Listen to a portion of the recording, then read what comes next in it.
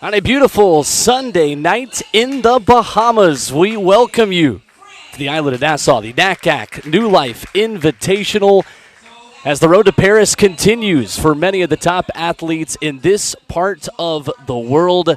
Some big performances we're hoping for tonight here in Nassau. Alongside Paul Doyle, I'm Will Bowling. Pleasure to have you with us here tonight, and a pleasure to have the man himself, Paul Doyle, in the broadcast booth tonight. What's going on, Paul? Thanks, Will. I'm a little bit out of my element here in this part. I'm usually out on the track, but excited for this meet. New Life Invitational put on by NACAC is going to be incredible. I'm sort of looking at this as a global Olympic trials. You know, we've got the U.S. Olympic trials coming up next week in a few days, and Jamaican trials, Bahama trials the week after that, Canada trials that time frame too. So all these trials are happening, and this is almost like an Olympic trials for some of the smaller nations in the NACAC region that don't have big trials themselves. There's a lot of athletes searching for ranking points here, and it's a lot of Olympic berths waiting in the balance with this meet. Well, you say you're out of your element. We were talking before this. I said you can understand rocket science sometimes more easily than you can understand the process of making the Olympics. Luckily for me, for all of our viewers tonight, and for track and field fans, you understand this process very well. I do a little bit, yeah. I'm not a complete expert, but I think more than most anyways.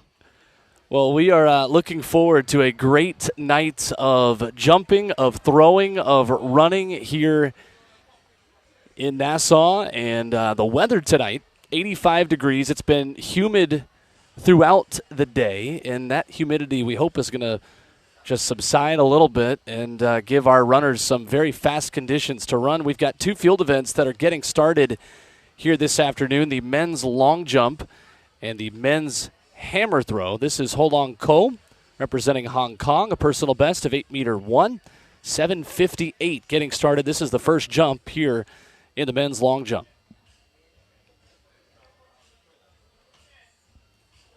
Decent speed and hits the board well.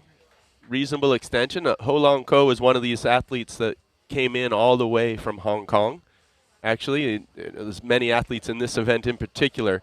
There's very few long jumps out there where athletes can get ranking points to qualify for the Olympics. So they came from all over the world to Nassau, Bahamas to make this happen. Got a good crowd here. We've got music going. We've got food trucks, ice cream, their drinks. It's an excellent night here, and something that I think this community will continue to show out for throughout the evening in our competition that goes over the next 3.5 hours tonight. As Ho Long Ko gets started in 7:53, his first jump to start off attempt number 1. And Ken Mullings of the Bahamas will be next. Yeah, Ken is a personal favorite of mine, being a decathlete. You know, I've got a special spot in my heart for decathletes and heptathletes. But Ken is actually the Bahamas record holder in the decathlon, but a very solid long jumper as well.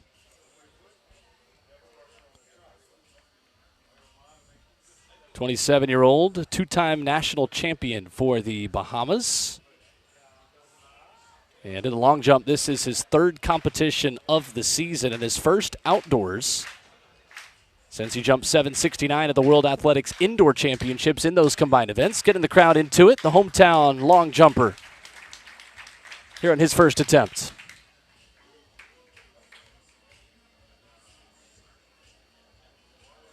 And I think our Bahamas athletes will have maybe a bit of a home track advantage here tonight, Paul. Yeah, I think so. Ken actually trains right here at this track. Throw circles, long jump runway, track, all very familiar to him. It looks like he had a great start. So our full schedule for the afternoon, we have got everything up to 800 on the men's side. Our high hurdles and intermediate hurdles, there you see the full schedule. The running events will get started with the 4x100s at 7 and 7:10. First half of our schedule right there. And those relays, Paul, are going to be entertaining because we've got some countries who are just right outside of the border to make the Paris Olympics. Jamaican team in there, and a couple of teams that are literally the team after the team that right now will be the last one to go to Paris. Yeah, absolutely. There's a lot on the line, and that's another big reason why we put this event on, but we can talk about that down the road. Absolutely.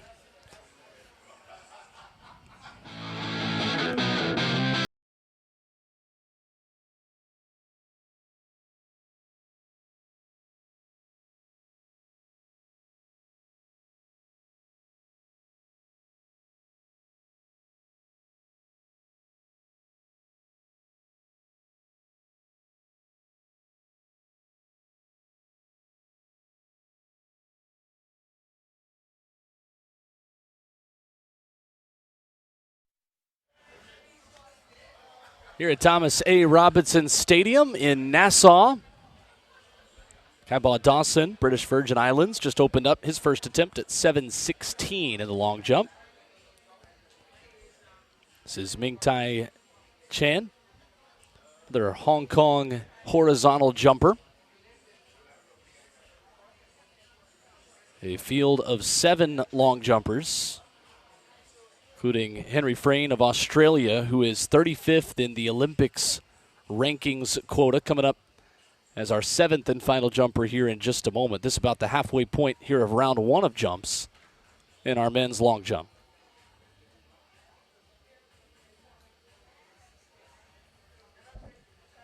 Great drive out of the back of the approach for Chan. Oh, good extensions, double hitch kick. He seems happy with it.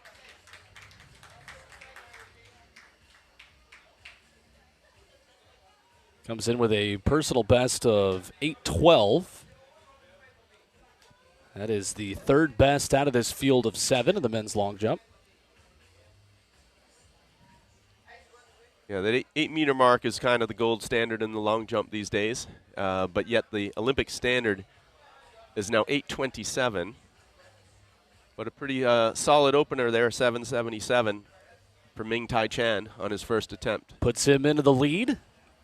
This is Tristan James, Dominican Republic, 56th in the Olympics rankings quota, top 32. That's where you want to be going into Paris here in summer of 2024. Mentioned that 8:27 standard. Tristan James, Laquan Nairn, and Henry Frayne will round out the first round of jumps here in the men's long jump. Season's best of 7:85 here for James. Next up on the runway.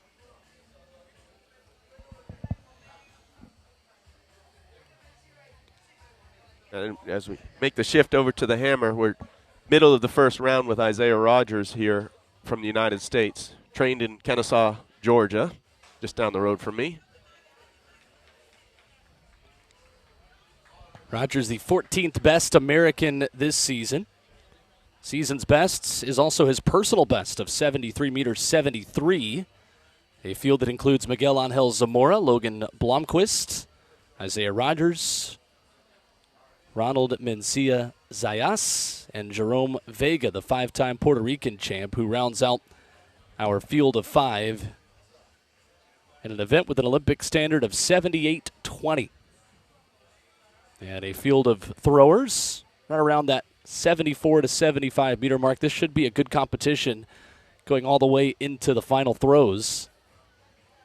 And guys that have very similar PBs. And the jump from Tristan James was 7:61, so putting him in second place behind Ming Tai Chan. Laquan Nairn now on the runway. Arkansas Razorback turned Bahamas national competitor here. 45th in those rankings. The top 32 going to Paris.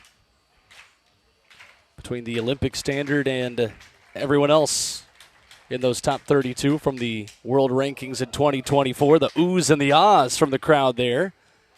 As Laquan Nairn with good speed there. We'll see what the mark is.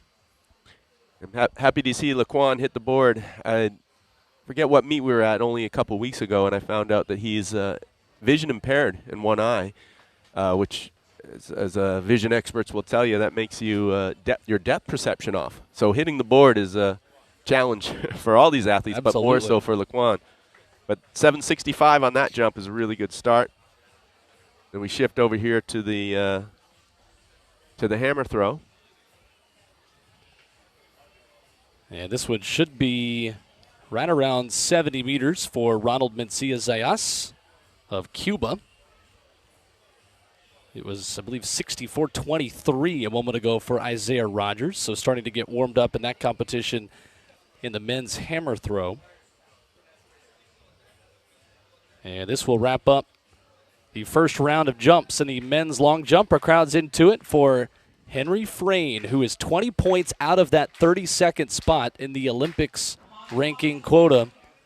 35th coming into this competition, needing a big day at the office.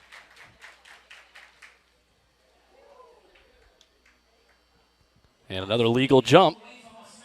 Legal jumps for all 7 of our athletes in the men's long jump. Looks like a reasonable start for Henry. A little bit flat, understandable. He called me about 5 days ago and said, "Hey, I'd love to come jump at this meet." And I said, "Absolutely, we'd love to have you." And he was on a plane within 12 hours. Wow. And a 769, so just off the lead. Once again, if you just joined us here at the Continental Stadium, you're here at the World Athletics Continental Tour Silver NACAC New Life Invitational. We have 2 events going on. So up to the second round of jumps, Ho Long Ko of Hong Kong started in 7:53 on his first attempt. To qualify for the Olympics in Paris, France. This is the road to Paris continue.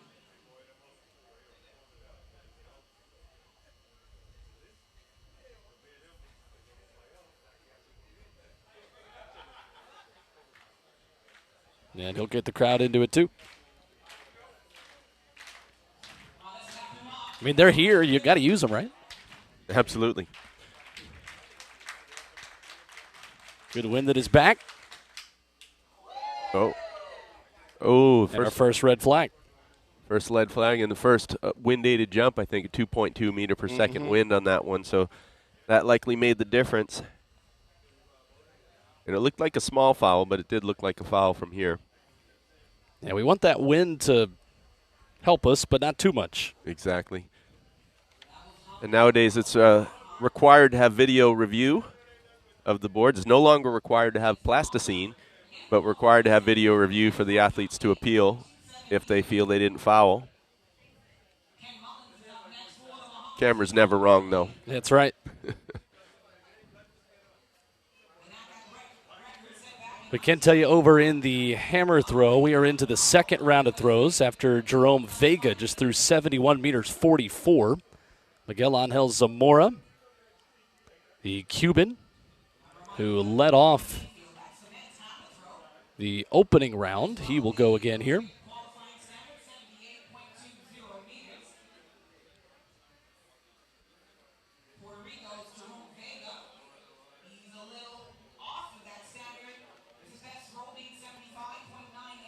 And here goes Zamora for throw number 2.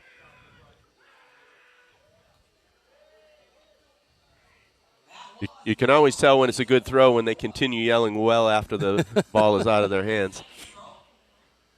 Gets your attention.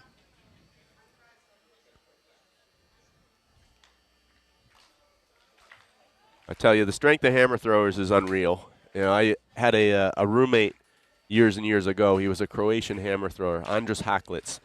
And he couldn't even bench press 225 pounds, but he could power clean 408 pounds, which is insane.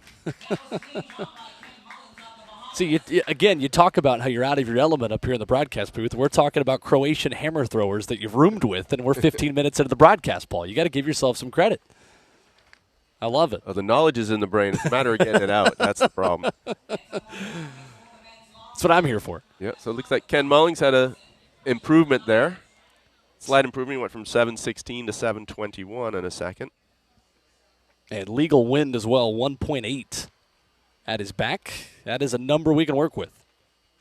Absolutely. Those are numbers I used to dream about hitting in the decathlon, 7:21. But that's it's solid points. You know, decathletes the best decathletes are usually hitting in that 750 range. Some of them, like the Ashton Eatons and the Simon E. Hammers of the world, are always over 8 meters, but that's rare. But a 750 is a solid jump, and I'm sure that's what Ken's looking for. That was Logan Blomquist, his second throw after Miguel Angel Zamora just threw 68.63 a moment ago.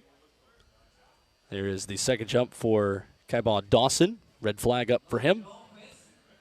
Bringing us into the 4 final jumps here in round 2. Competition that is moving quickly in our men's long jump. And Ming Tai Chan of Hong Kong, who jumped 770 on his first. Yeah, he's our current leader, but in a tight competition, only leading by a centimeter over Henry Frayne.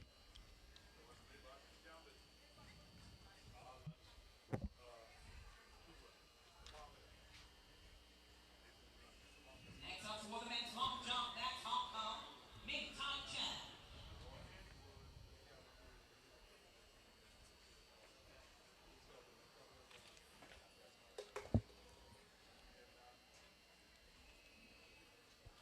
So here is Ming Tai Chan for his second jump.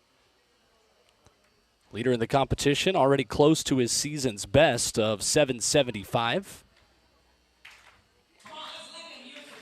Group of athletes that have all been right under that 8-meter gold standard in the men's long jump.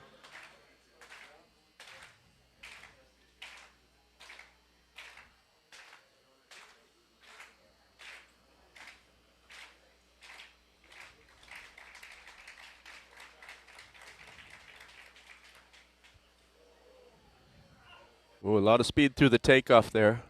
Legal win, 1.4. It did feel a little more calm there, but a little bit flat through the takeoff too.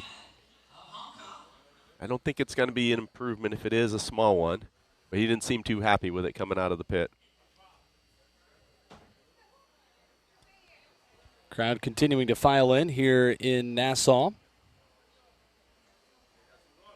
As we get to Tristan James. Yeah, so Ming Tai Chan was only 724 in that last one, so he was well under his previous jump, so you could see justified disappointment on that one.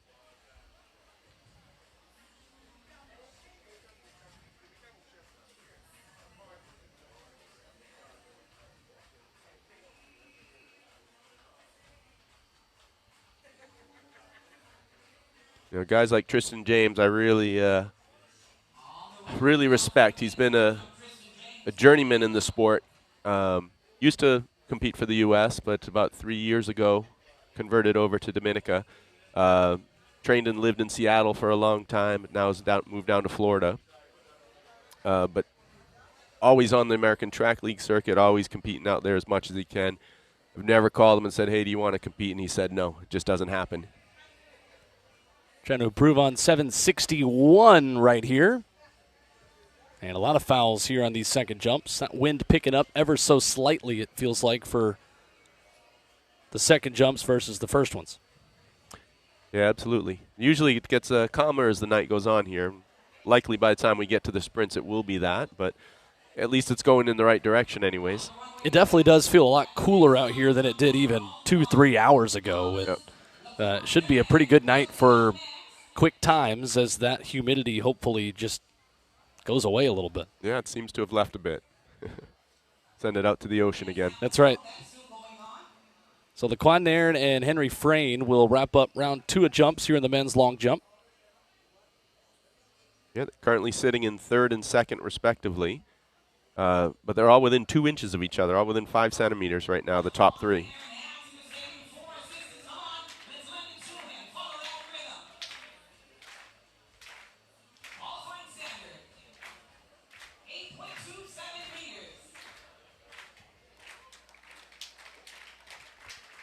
Jump 2 for Nairn from the Bahamas. Oh. Didn't really complete that jump. Looked like he had a little bit of a reach at the board. Just barely got his foot onto the back of the board, but he did so by reaching.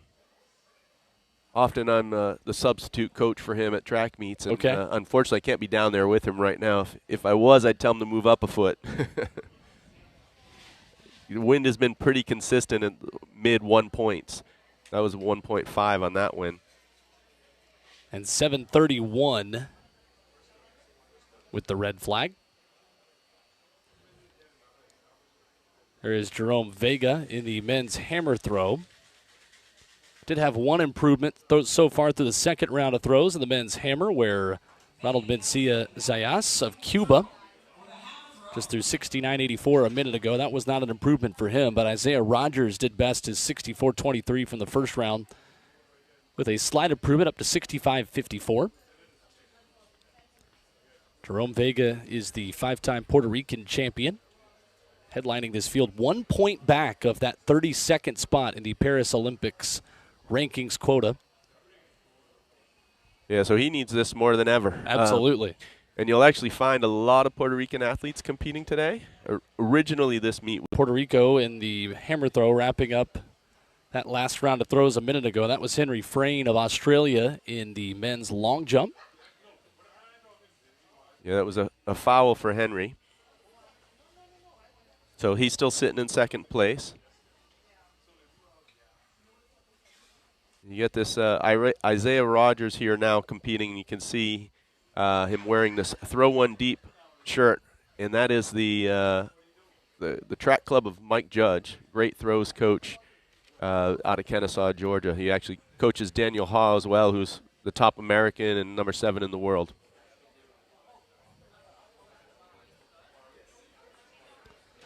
So Rogers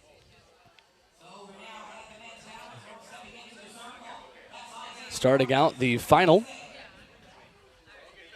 in the men's hammer throw. 3 throws in with 3 more left.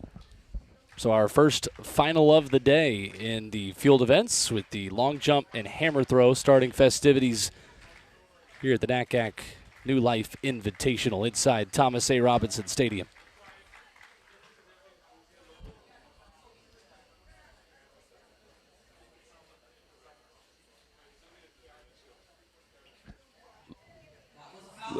Little bit of off balance for Isaiah there. Could see him leaning to the left here on that. Going into the finals, 65.54. Next up, throwing into the circle, 67.19. His best throw going into this final, Logan Blomquist, USA.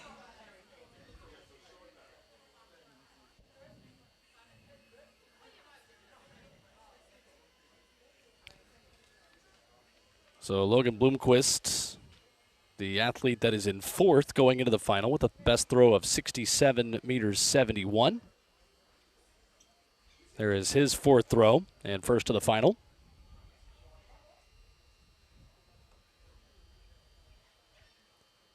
Heard the best for Rogers was 65.54. Looks like he just improved on that up to 69.71.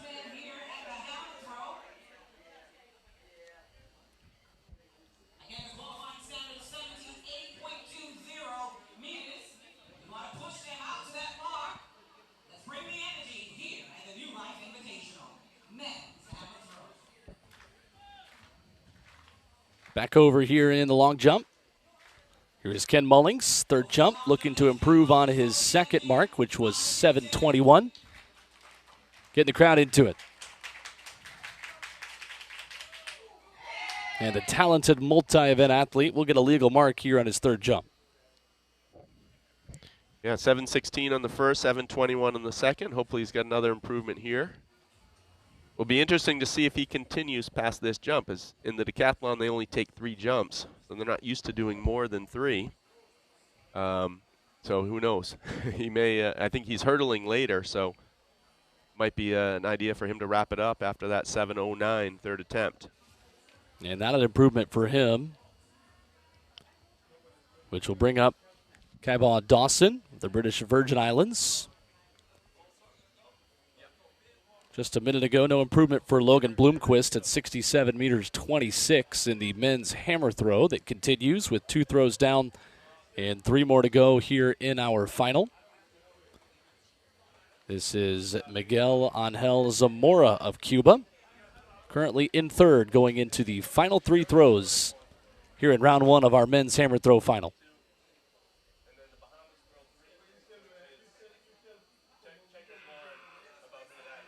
And again, you hear the yells as he likes this one.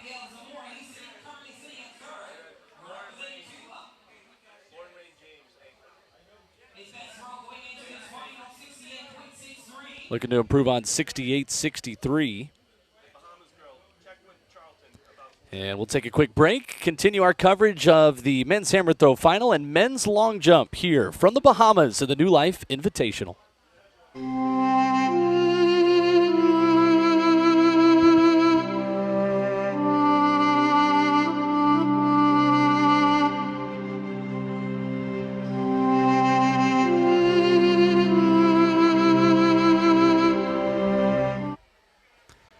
And back with more men's long jump here in the NACAC New Life Invitational. A lot of great athletes that have competed in NACAC competition, as you saw right there. Ming Tai Chan of Hong Kong gets ready for his third and final attempts here in the opening part of our men's long jump.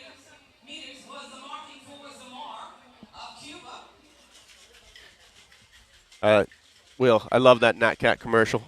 Yeah. There's Daniel Westfeld, who's one of the big-time agents in the sport, manages Mondo Duplantis. He just gets a kick out of the word NatCat. He's a funny Swedish guy, and he's NatCat. You hear him saying it all the time. Nice. He loves NatCat and Peacock are his two favorite Perfect. words. And so, but no, he's a great guy, one of the best agents ever in the sport, and he's managed basically all of the top Swedish athletes through the years, but then other stars like Mondo Duplantis and Mutaz Barsham. So Decent. Great guy. Shout out to Daniel Westfeld. Big Tai Chan of Hong Kong, his third jump.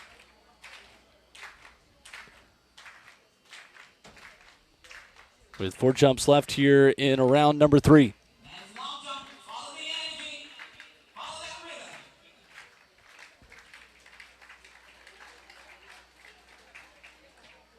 Oh, looks tight on the board. Yep, a foul. And still a very consistent wind at 1.5. Hope we get these wins for the 100 meters tonight. Absolutely. If that continues, we've got a great opportunity for some athletes to qualify for Paris and get closer to those critical rankings at this time of the year. And you said it at the beginning of our broadcast, this essentially is an Olympic trials for a lot of athletes today here at the NACAC New Life Invitational.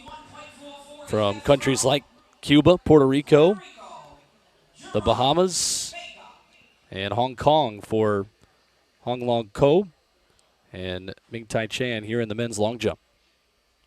So Tristan James is up next, 56th in those rankings, top 32 between athletes with the Olympic standard and that 32 number this season in the men's long jump. Heading to the Paris Games here in the summer of 2024. This is Jerome Vega in the men's hammer throw. Looks like he'll save it and get a restart here on his throw. And he is our leader going into these final 3 throws in the men's hammer throw. This is his first throw of the men's hammer throw final.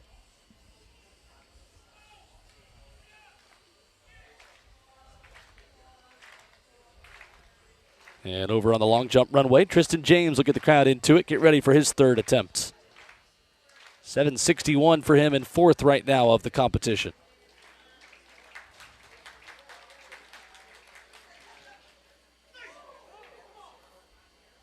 I think you might like that one.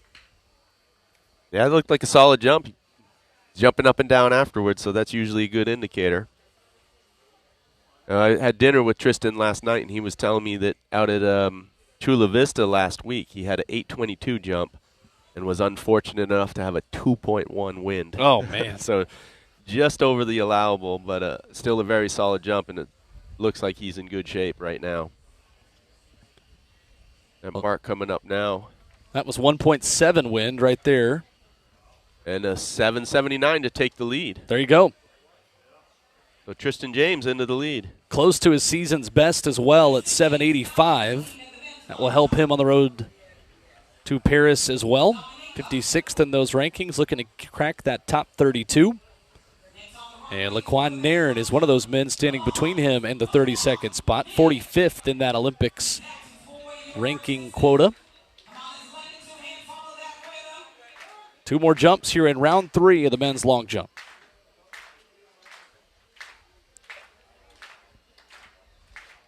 And this is one of the hometown jumpers in their home country. You hear the crowd roar here for the Continental in a moment. Oh, that one looked good, but Very good. A little bit behind the board, though, still. And 2.18 on the wind. Ooh. So, unfortunately, it won't count for a standard qualifying mark, but it does not matter for the ranking points. So, if it's wind aided, they do have wind corrections, so that mark can still count for the ranking. Just won't factor in. If it was an actual 827, it wouldn't count. But whatever it is, it's the leader. It's a 783 jump. So top jump of the competition. Things are starting to heat up. And that brings us to Henry Frayne of Australia. 20 points in the rankings system from that last spot in the top 32. As you watch Isaiah Rogers of the United States on his second attempt in the men's hammer throw final, 5th throw overall. Yeah, another throw where he lost his balance a little bit. But I know he's a powerful guy. He had really great indoor season. I believe he finished second at the U.S. Indoors to Daniel Ha when Daniel Ha broke the world record in the weight throw. And that's another foul for Frayne. So 769 opener and then 2 fouls. Yeah, the wind was legal that time. It was 1-8. That is ideal if that continues tonight. But just barely over.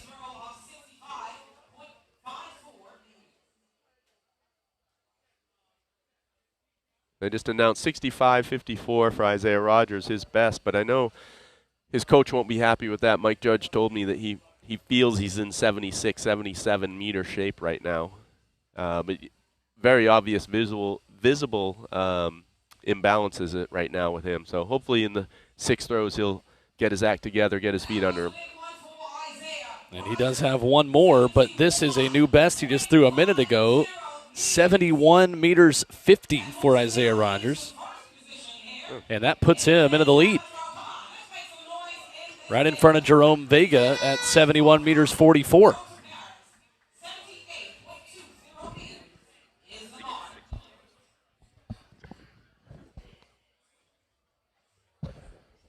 So that was throw 5. He'll get one more. And Logan Bloomquist of the United States is up next.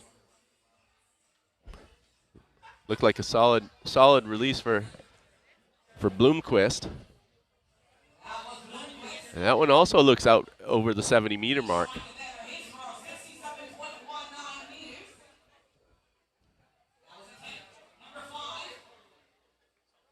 And he has been right at 67 meters all afternoon. Again, there is our full schedule. Our running will start here within the half hour. Men's and women's 4x100s, including a Bahamas team in the men's 4x1, ranked 41 in the world. Trinidad and Tobago, the last team in that group of 16, trying to hold on at 38.3 or better that mark here tonight. Yeah, so 68-40 for Bloomquist on that last throw, so approaching that 70 meter mark. And by our calculations, that is his new best at 68.40. Now, Will, you mentioned Trinidad and Tobago heading on to that last spot in the relay. We've got African Championships coming up next week. The Europeans just finished, so the African Championships, I believe there's a few African teams that haven't qualified, so they're here to secure their spot. They could be bumped out. And meanwhile, the Bahamas women's team is one spot out. They're 17th, or tied for 17th. I know Liberia's right there with them as well, and they're running at the African Championships next week. So it's not that Bahamas needs to bump up just that one spot. They need to improve their time as much as possible to make sure they don't get beat by Liberia the next week.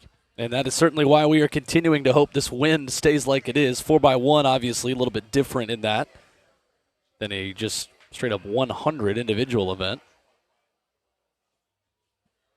As you see there in the men's hammer throw. Round 2 of this final 3 throws finishing up. That was Miguel Angel Zamora. Now, based on the divot there, it was right next to Bloomquist. I think it's going to be right around 68 meters.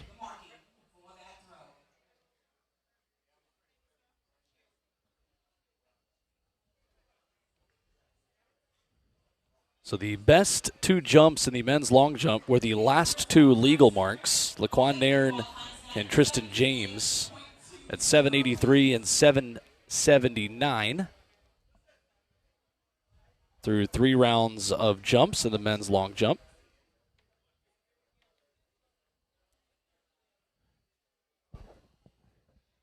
And a little bit of a halftime show going on in the long jump while they reorder. So they're going to go from last place to first place on the next 3 jumps.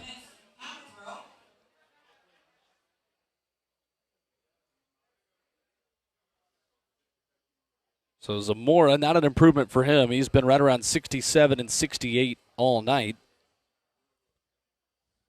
That will bring up the talented Puerto Rican thrower, Jerome Vega, in a moment, right after Ronald Mencia Zayas of Cuba.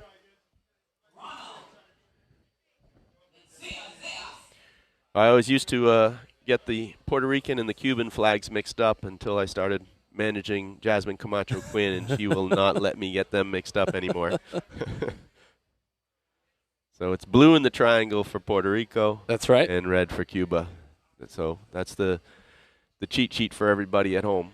Their 2 jerseys, too, look like a home jersey and an away jersey of, like, the same team, because you've got the blue tops with the red for Cuba and then the red tops with the blue on the kits for Puerto Rico. You see the perfect side-by-side look right there between Vega and Zayas going toe-to-toe here in this competition.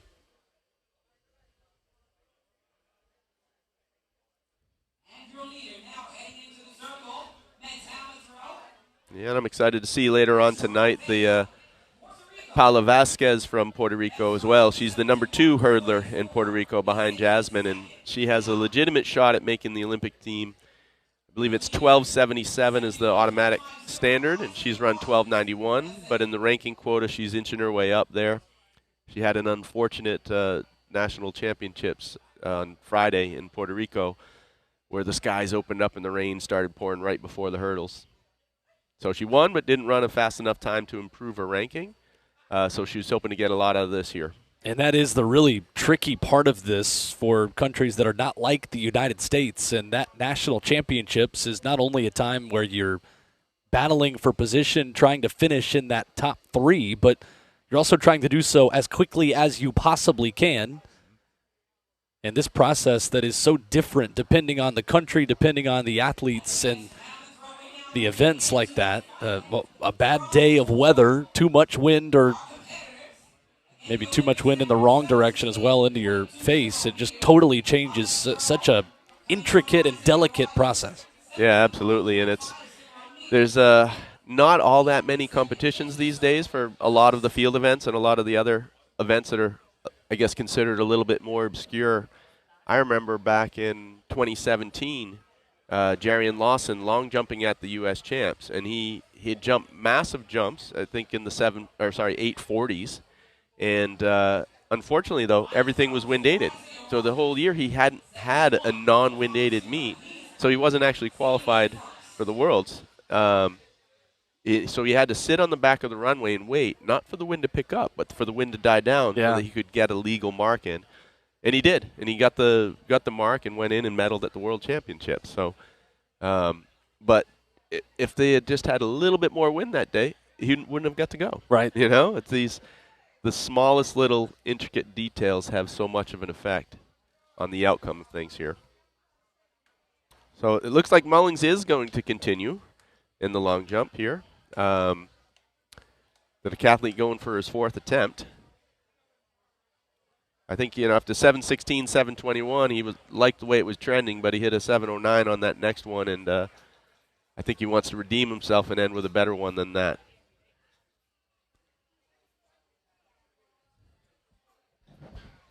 So 3 more attempts for the, we'd call men's long jump final.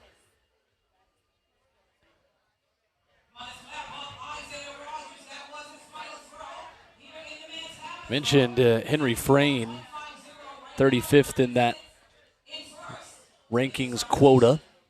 Third best Australian here in the 2024 season. At 1,184 points and 1,204 is that 32nd and last bubble spot, you would say. 5 points ahead of that would be 31st at 12:09. So trying to put a different mark onto his 5 for the year that add those points together and get him closer to 32. Yeah.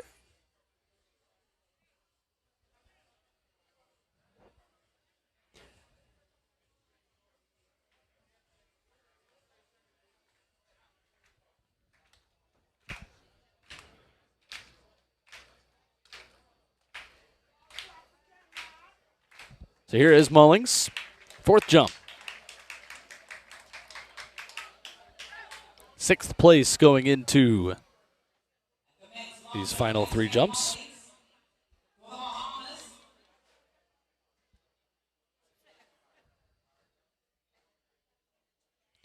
And you're talking about Henry Frayne essentially having to improve by 20 points in order to get up to the 32 quota. It's 100 points here for winning, 100 bonus points for your performance, and every performance has a certain number of points. So he basically needs to take his bottom score out of the 5 off and replace it with one that's 100 points higher. And he will then have a 20-point jump in his average and make the Olympic team. So in order for him to do that, he's going to need to win this competition and jump close to 8 meters. And that will bump him up. But you never know what's going to happen next week, too. Right. There's quite a few athletes we have competing here tonight that just don't have 5 marks in the window. There's Alana Jurkic of Australia and Sage Walker, both of them in the 400 hurdles, and neither of them have 5 marks. So there's probably a lot of girls out there looking and saying, we have a chance of being in the quota, and then all of a sudden 2 more athletes pop up and bump you down 2 more spots that you weren't aware of. So it's not a exact thing here. You see what's on the quota, but there are people that don't even appear in the quota yet. It was Ho Long Ko of Hong Kong, his first jump of the final round in the men's long jump. Final round meaning these final 3 attempts. That was attempt 4, and a red flag coming up. Here's Bloomquist's 6th and final throw of the men's hammer throw. Going to get back over that 70-meter mark. Yeah, he keeps hitting right in that same range. On that one there, he was good out of the back of the circle. And on his last turn, he kind of shied away from the throw, as opposed to keeping his chest tall and throwing all the way through and getting long with the arms at the release. So I don't think he's going to be happy with that throw.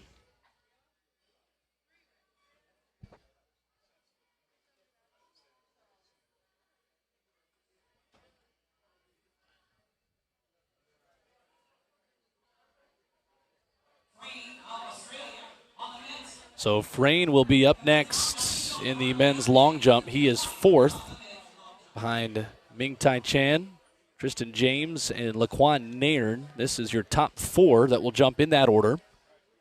In descending order here in the men's long jump. 4th attempt here for Frayne. His best jump was his first one, 769. That was followed by 2 fouls on attempts 2 and 3. And that 5th mark that you talked about for Henry Frayne is a 782 that he is looking to displace. And that was at the Oceania Athletics Championships just a couple of weeks ago.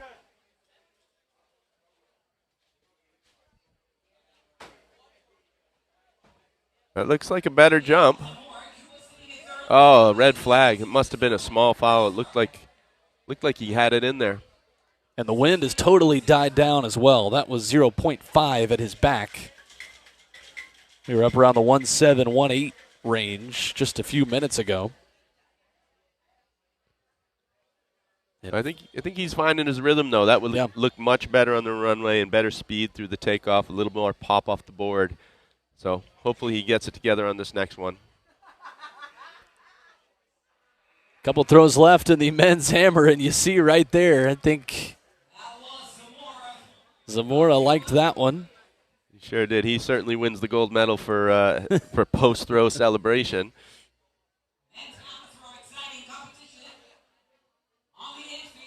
It's been right at 68 meters, just peppering that line through his first 5 throws.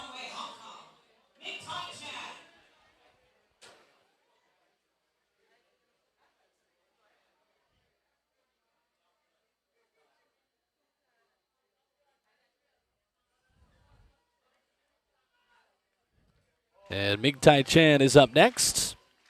770 is his best mark. That was on his first jump, only trailing Tristan James and Laquan Nairn here in this 4th round of jumps of the men's long jump. And again, you see the speed from Ming Tai Chan and the white flag this time. That's the first time since that second jump he's had a legal jump.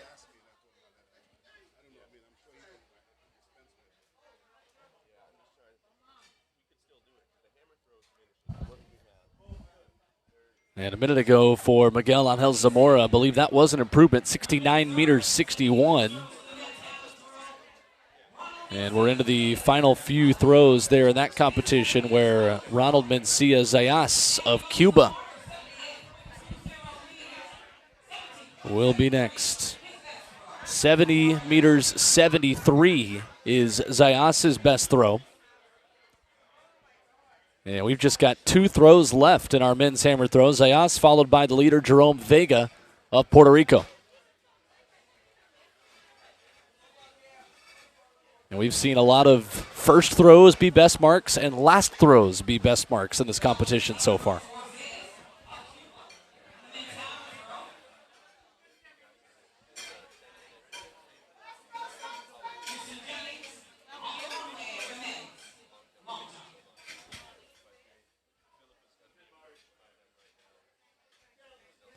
So Tristan James up next. Second of the competition, 779, his best here today. After the 750 just a moment ago by Ming Tai Chan of Hong Kong.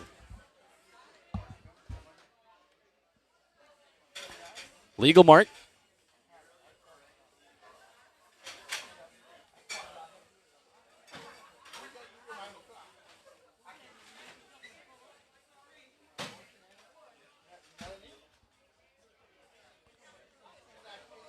And for James, that's going to be a 750. Same exact jump as Ming Tai Chan just a minute ago. 70 meters 87 just a moment ago for Zayas. Brings up Jerome Vega for one final throw in the men's hammer throw.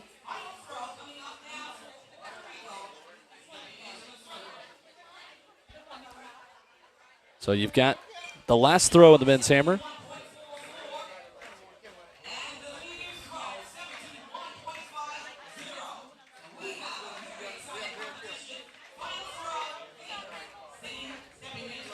And this is one more here for Vega.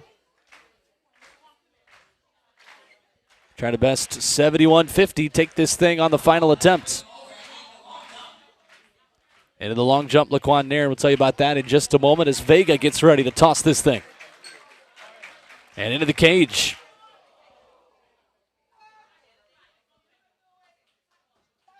So a bit of an anticlimactic finish to our men's hammer.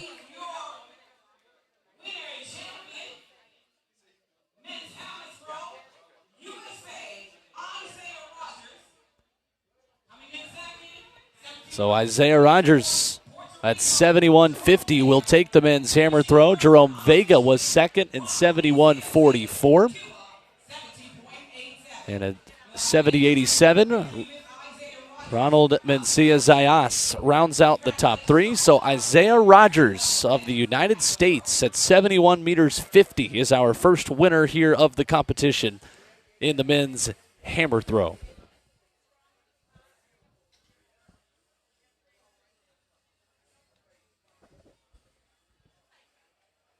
So Kybon Dawson begins the 5th round of jumps in the men's long jump after a foul a minute ago from Laquan Nairn. No improvements in that first round of the men's long jump final. And I love to see that Isaiah Rogers shaking the hand of every official that helped here. You know, shout out to our officials that are volunteers at the track for hours and hours and hours upon hours. So couldn't happen without them. They are braving the humidity as well, just like our athletes. Get a lot of steps in working a hammer throw. You absolutely do. I know when I work these track meets, unfortunately not tonight because I'm in the booth, but normally I have about 30,000 steps on those days. Wow. Yeah, this is the cushy, easy stuff up here, Paul. You just don't get too comfortable. You're going to fall in love with it. Yeah. Well, there's a good shot of the bouncers, you could say. The post-meet party tonight, they're going to be the bouncers. Improvement there for Kybon Dawson of 7:51 in the men's long jump. And Ken Mullings going to go again here for a 5th jump. Currently in 7th. Best jump was his 2nd one at 7:21.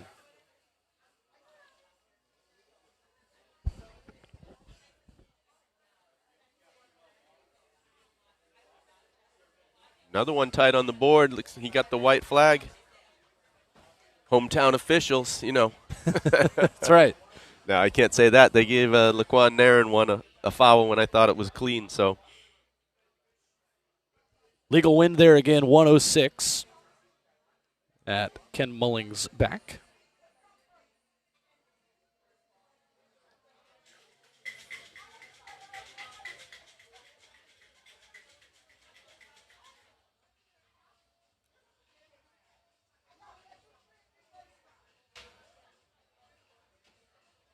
Okay, Paul, I'm here on the field. I know. At the completion of the men's hammer throw, USA, Isaiah Rogers, you're the champion. So Isaiah, tell us about how you feel. Maybe.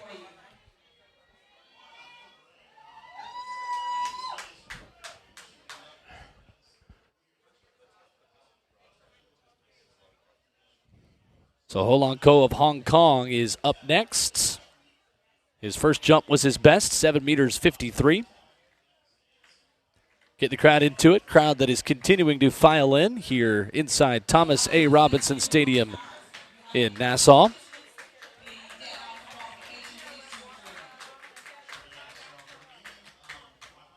Second jump in the final and a red flag up for Ho Long Ko.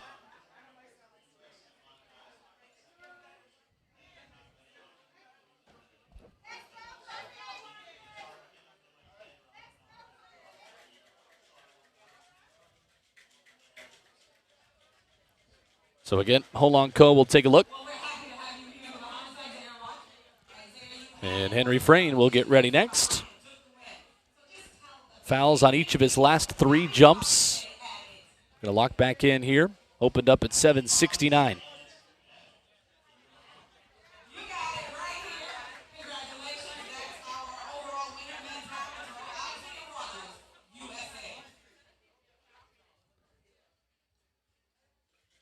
Yeah, Henry Frayne in the twilight of his career was an 8:34 jumper at his best. That's his personal best. That would be enough to put him onto the Olympic squad for Australia. Hoping for a big jump here.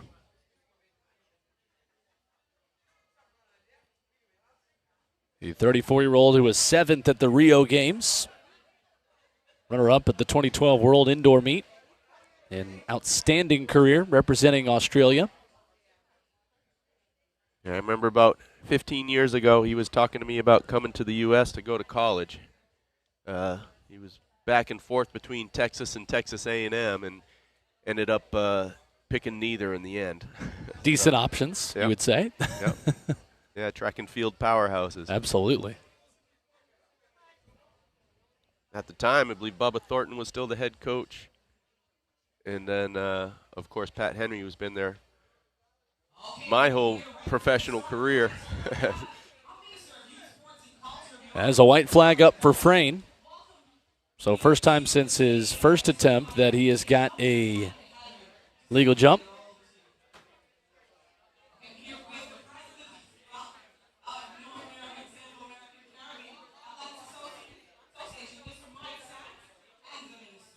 Henry's actually checking the iPad to see where he was on the board, even though it was a legal mark. Just constantly factoring, engaging in. But again, the calm win. But that jump for Henry Frayne looks like it was not an improvement. It was 7:53, but not too far off his previous best for the day. Confidence boost going into the final jump for him. That'll come up in the next round. Ming Tai Chan of Hong Kong gets his 5th attempt here, looking to improve on 7 meters 70. Back in his first attempt. Attempt 4 a minute ago was 7:50.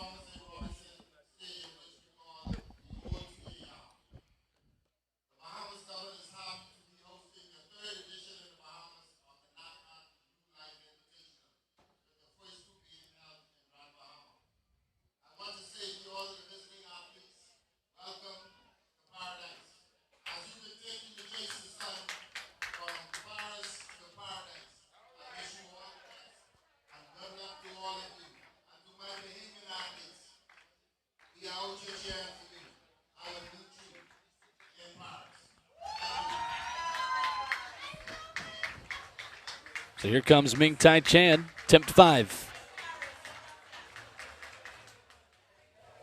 And that one looked pretty good.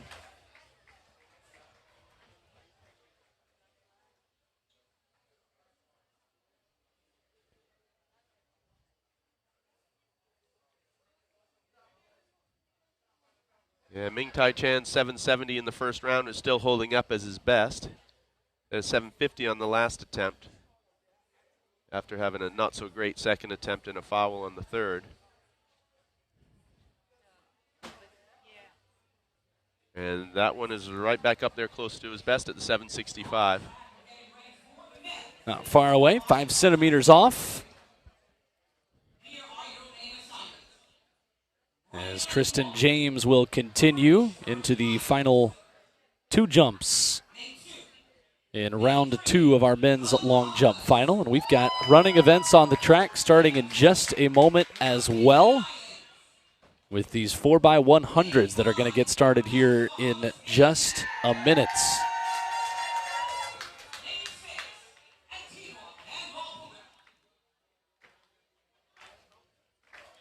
We'll stay here with Tristan James.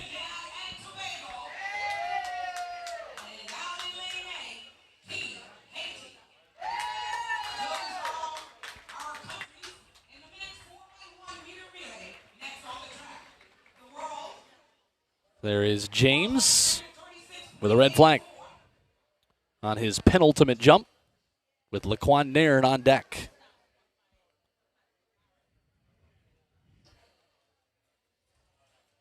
So there's a look at our men's 4x100. Introductions for that field coming up in just a moment as we get started to run here in just a moment at the NACAC New Life Invitational here in Nassau.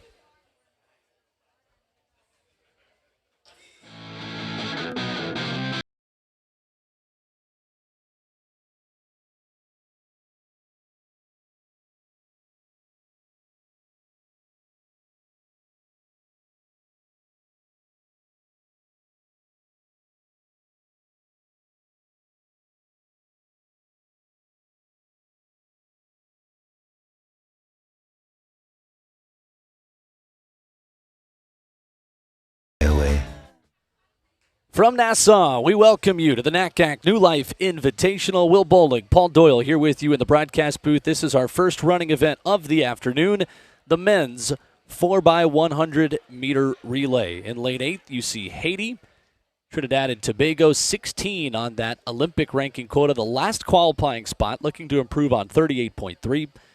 Antigua Barbuda, Bahamas, Cayman Islands, Bahamas B, in British Virgin Islands. That is your start list here in the men's 4x100.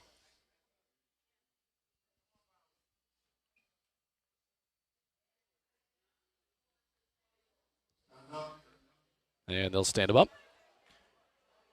And a murmur over the crowd here in Nassau that made quite a loud noise when their Bahamas team was introduced there in the middle of the track. I'm looking forward to seeing this Trinidad team. It's Trinidad has some serious depth down there. A lot of these guys are just emerging names that I haven't heard of. but already running 38 low in the 4x1 is impressive for a bunch of guys that are just emerging. But there's been some incredible talent out of Trinidad over the years.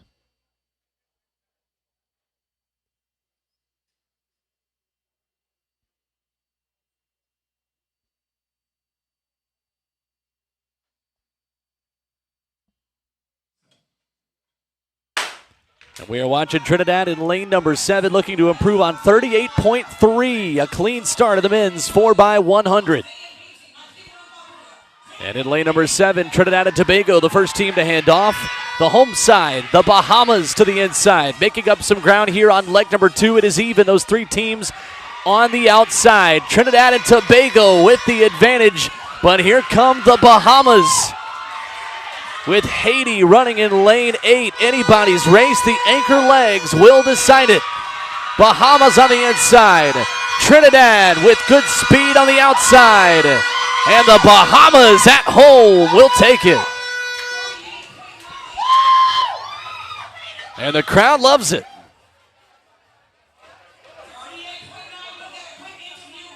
Absolutely. What a great race.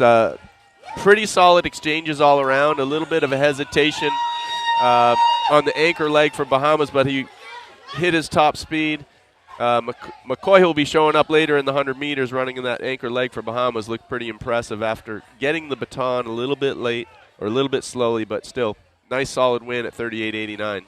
And 38.89 will move the Bahamas up to the 30th spot.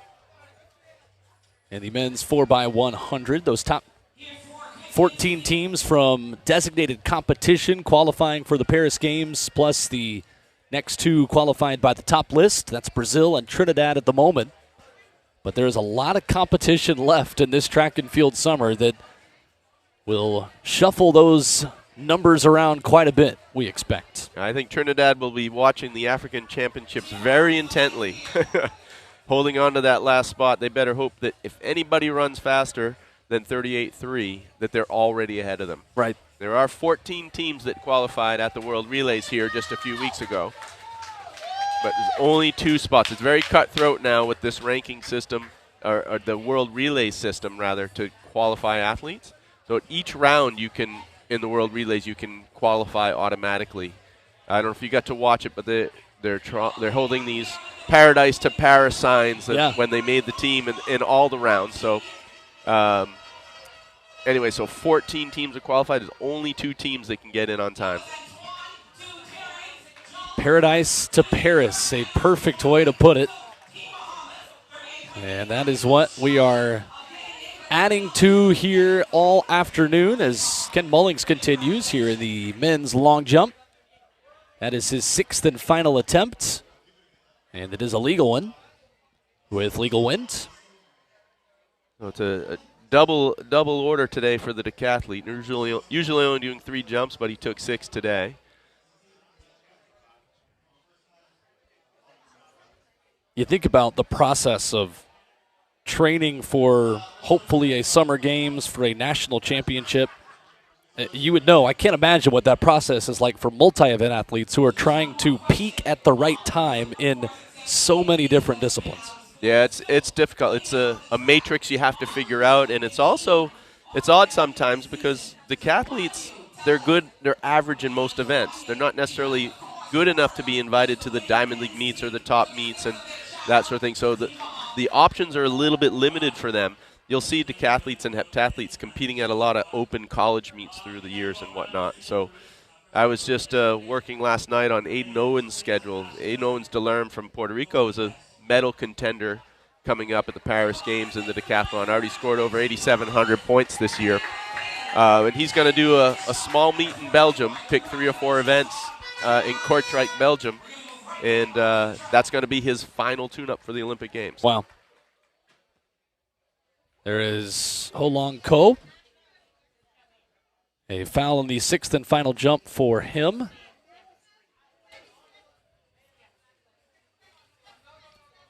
And this is the man we've been watching in the men's long jump because he came in ranked the highest out of this field in Henry Frayne. 35th in that rankings quota. He'll get one final jump here.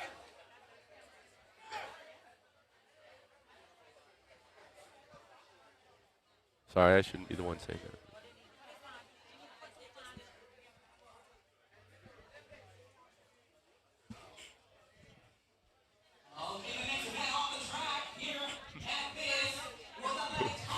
So one more jump for Frayne. NACAC New Life Invitational is the women's 4x100-meter relay.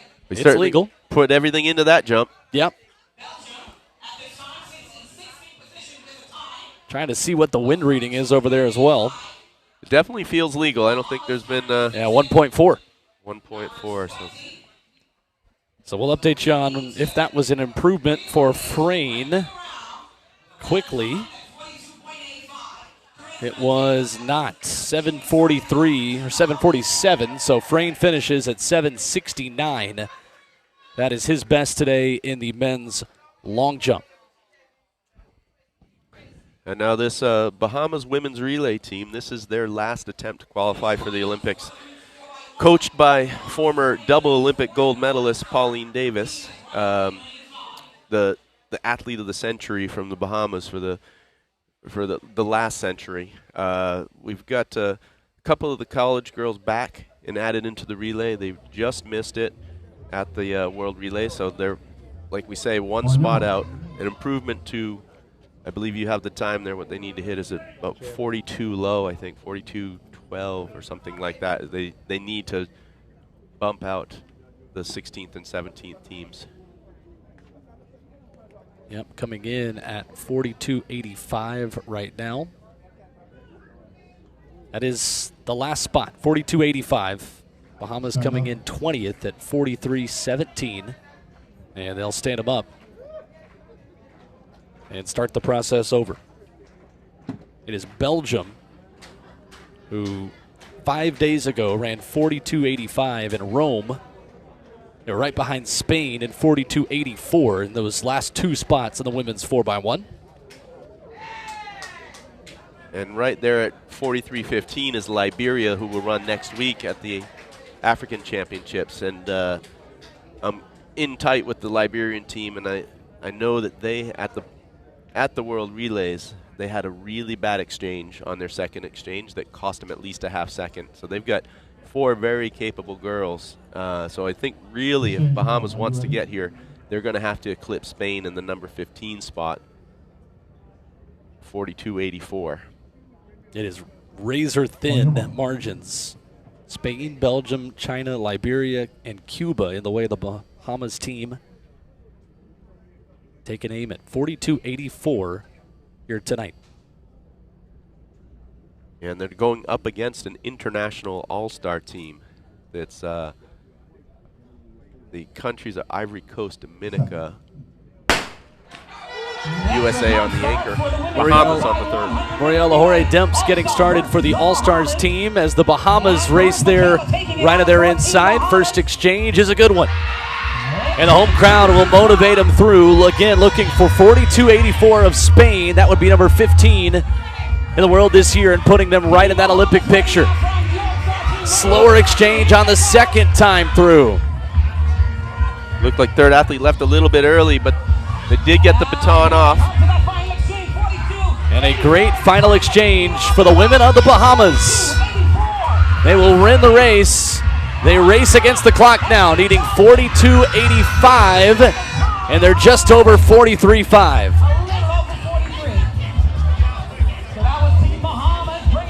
So the Bahamas first to the finish, coming in ranked 20th at 43.17. It's 43.59 officially here tonight on home soil. That's going to be a bittersweet victory. Great to take the win, but of course they were looking for a lot more on the clock. And you see that final exchange. It was a great one. Yeah, they lost a little bit on the third exchange. I don't think it was going to be enough to convert it, to get their time down. You know, they would have had to been about 0.7 of a second faster. They lost maybe a quarter of a second on that second exchange, but anyways, solid effort and solid win in front of the home crowd.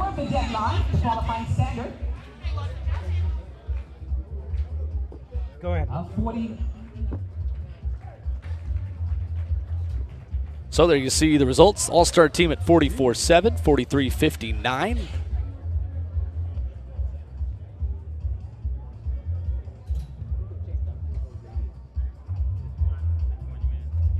And over in the men's long jump, Laquan Nairn is finishing up his competition.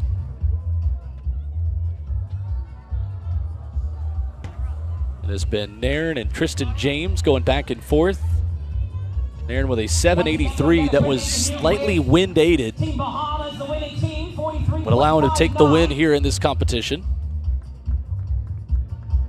746 a minute ago for Tristan James, who was in second coming into this final 3 rounds of jumps. Okay, I'm here with 2 of the 4.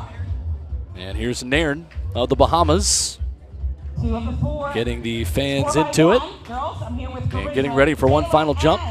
Looking to improve upon 783 and hoping to get legal win in the process as well. Just tell us how you feel.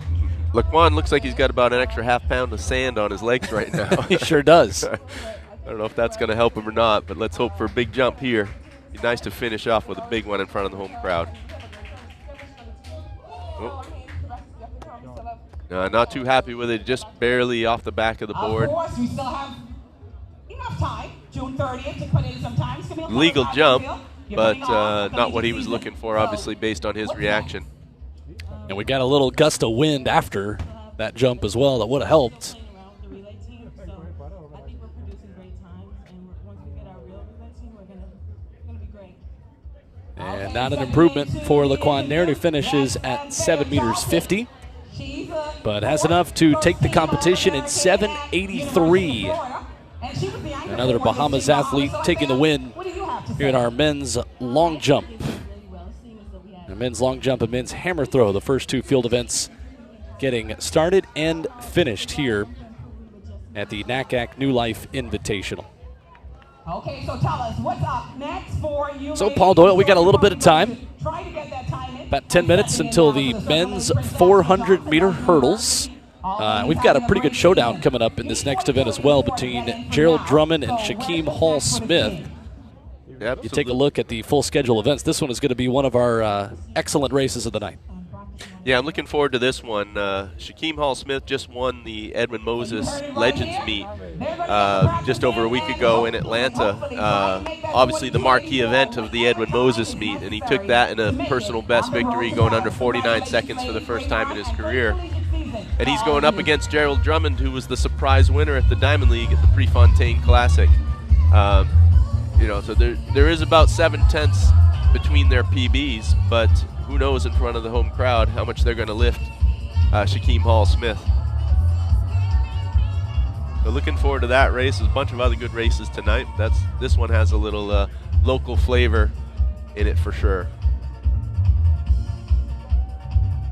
So the NACAC New Life Invitational here in Nassau, from paradise to Paris, is what we hope for our athletes competing and throwing, jumping, and running here throughout the evening. We're with you for the next 2 hours and change. Weather conditions tonight, 85 degrees, supposed to get down to around 83 or 82 by the end of our competition, but it is that humidity that continues to fall a little bit, and that wind that has been in a good position, Paul, for some fast times tonight, if that continues the way it did for much of the long jump. Yeah, that'll be great. Seeing the wind reading on the 4x1 is still up there on the results board at a 2.4. Generally in the Caribbean, as the night goes on, the wind tends to calm down a little bit. So if we can get that just a hair under 2 meters per second, we'll be looking good. It's a very fast binding track, and only resurfaced a couple years ago. So we should have perfect conditions for these athletes. 82 degrees would be nice. So there you see the men's 400-meter hurdlers getting ready out there. Volunteers putting the hurdles onto the track. My first time here in the Bahamas. Very impressed with, first of all, the fans that have come out, that have made noise, that will continue to as they watch their Bahamas athletes compete here at this NACAC New Life Invitational. But it really is paradise everywhere you look around this island. Oh, absolutely. It's a beautiful stadium. This is the first track meet I've been at this stadium in 24 years. Wow. I was here for the Bahamas Olympic trials back in 2000 when I was coaching Pauline Davis. But I made the point earlier talking to Pauline. She said, "You remember being here, Coach?" I said, "Absolutely, I do. It was 24 years ago." And the biggest difference, there were no hurdles back then. They had no hurdles on the island. So they had no hurdle events, and I remember I think they had 3 guys in the 5,000 meters. Wow. Right? But no hurdle events at all. And now Bahamas has three women qualified for the Olympics in the hurdles, including Devin Charlton, the world record holder for the 60-meter hurdle. So the country has come a long way. They were already great in the sprints back then, but as things have developed and they've got more equipment and facilities, the athletes have excelled as a result. It is incredible, too, right now in this event specifically, and really I don't know what it is about hurdles on the track, but around the world in this sport right now, the 400-meter hurdles, the 100-meter hurdles, the 110 hurdles, this is a premier competition in world track and field at the moment on the men's side, especially on the women's side. If you watched Sydney McLaughlin in Atlanta a couple of weeks ago run at the time the world lead in the women's 400-meter hurdles, the event where obviously she is the world record holder, but just something about hurdles going on the track right now. There's something in the water. Oh, it's been unbelievable. I think, Karsten Warholm sort of paved the way to let people open up their minds and realize what is possible, and I used to say years ago, I said this actually at the press conference to Sydney McLaughlin, that years ago I was thinking this is when the world record was about 52.5 seconds. I remember thinking and doing the calculations and thinking, you know what? Women should be able to run 51 high in the 400 hurdles. And sure enough, they've done that and more. And it's becoming quite the norm that women start to run in the 52. And I actually did a lot of the calculations on what Sydney is capable of and saw, after her 48.75 in New York in windy conditions, I have to believe that going sub 50 is possible. Oof. Wow. It is certainly unbelievable. You get generations in track and field that change the concept of what is humanly possible, and it does feel like we have got a golden generation of hurdlers right now at the 100-meter distance, 110, and 400 that are challenging that. Yeah, women's 100 hurdles as well. Absolutely. It's off the charts, Lolo Jones, who's going to be competing next week in, what is it, her 5th or 75th Olympic trials? It feels closer to 75, doesn't it? If you count the bobsled, I think it's getting up there. But, you think about, she ran 12:43 at her best, her PR in her career. Nowadays, that's lucky to finish top 3 at NCAAs. Right. It's just the events have gone to a whole new level. So looking forward to this matchup race. I know we've talked about Shaquem Hall-Smith and Gerald Drummond, but let's not forget about the man front and center on the screen there, Aldrich Bailey. He's been consistently running 48-second runs. He's, in my opinion, the best lane on the track, lane 7. One person outside you. It's got the most forgiving turns to still have someone outside of you. But I think it's really going to be a 3-man race between those guys. And, let's see if the hometown crowd can lift Shaquem Hall to victory here. And that is the 3 on the track as you look at him right now in the men's 400-meter hurdles. Aldrich Bailey with a personal best of 48.55 and a season's best of 48.82. He ran that back at the Drake Relays. A couple of years ago, he was 7th at the U.S. Championships. Didn't race it last year. 9th fastest American this year, 46th on that Olympic ranking board that we'll continue to talk about throughout the evening. And you need to be top 40 in this event. It is Danny Brand who, by world rankings right now, holds that last spot. The Swiss athlete in the men's 400-meter hurdles. You see Shaquem Hall-Smith right there in the blue, black, and yellow. That is the signature look for the Bahamas. 27-year-old who is the 3-time defending national champion in this event. And Paul mentioned the personal best he ran in Atlanta a couple of weeks ago. Of course, a meet named after Edwin Moses is going to give you very fast times in the 400-meter hurdles. The 29th fastest time in the world this year. And right now, Shaquem Hall-Smith is in that top 40 where you need to be in order to go from paradise to Paris. 36th in that world rankings quota. And then Gerald Drummond winner of the Prefontaine Classic in lane number 5 right there. The three-man race you mentioned, 29-year-old who has the Olympic standard from the Pre-Classic, an Olympic standard of 48.7. Drummond has got it, made the semifinals of the World Championships last summer, right outside the top 20 times in the world this year in 2024. So those are the three main characters in this story. Olympic standard again of 48.7. That is within reach for Shaquem Hall-Smith and Aldrich Bailey. Shaquem Hall-Smith has not run that, his personal best 48.79 we mentioned, but oftentimes you get that one big personal best, a second one follows right after it, and we think these might be some pretty fast conditions tonight here in Nassau. Yeah, I think so. I mean, if you look at the flags around the stadium, they are blown with a little bit of a headwind on the back stretch, but that's much better than having a headwind on the home stretch when you're more fatigued.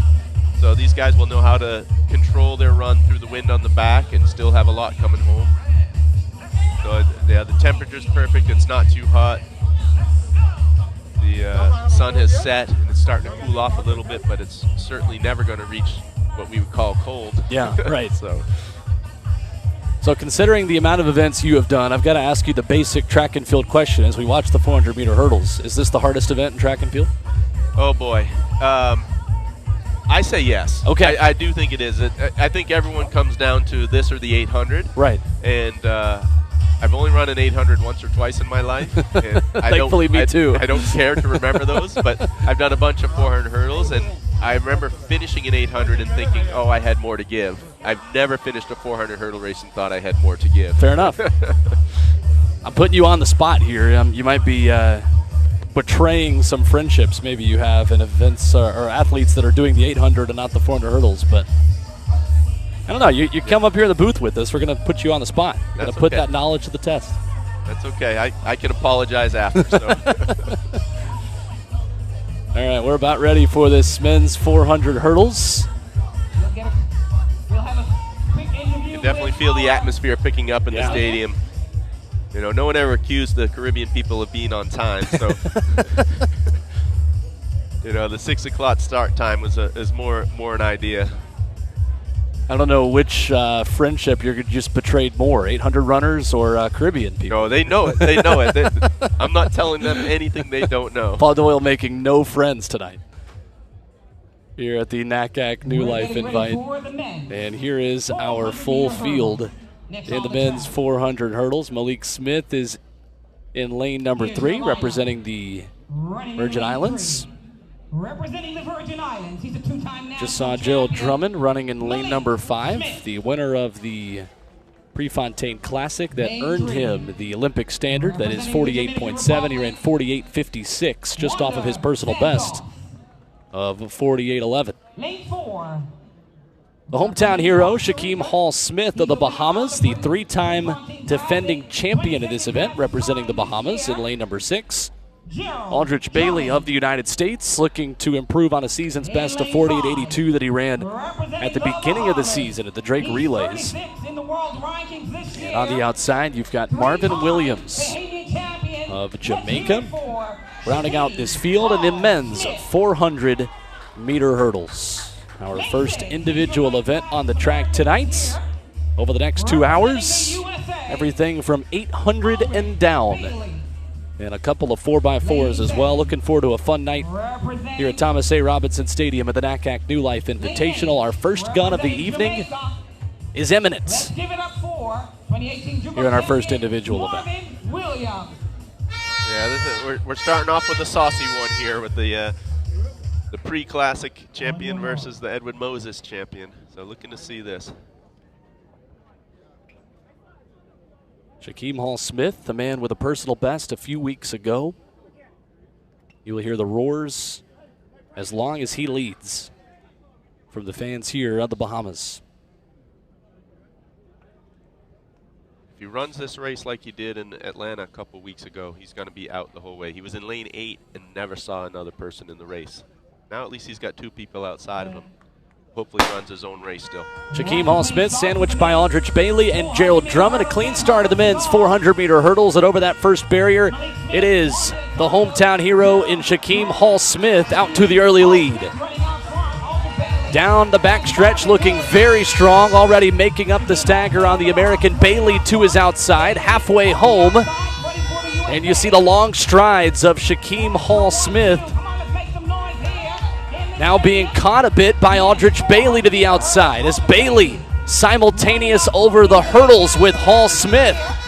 They make the turn for home, and on the outside, it's the American Aldrich Bailey with the advantage, followed by Hall-Smith. Drummond rounding out the top three. This is still anyone's race.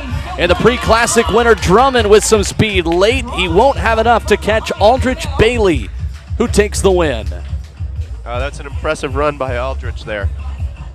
Very consistent this season. He's been cranking out high 48s, low 49s pretty consistently.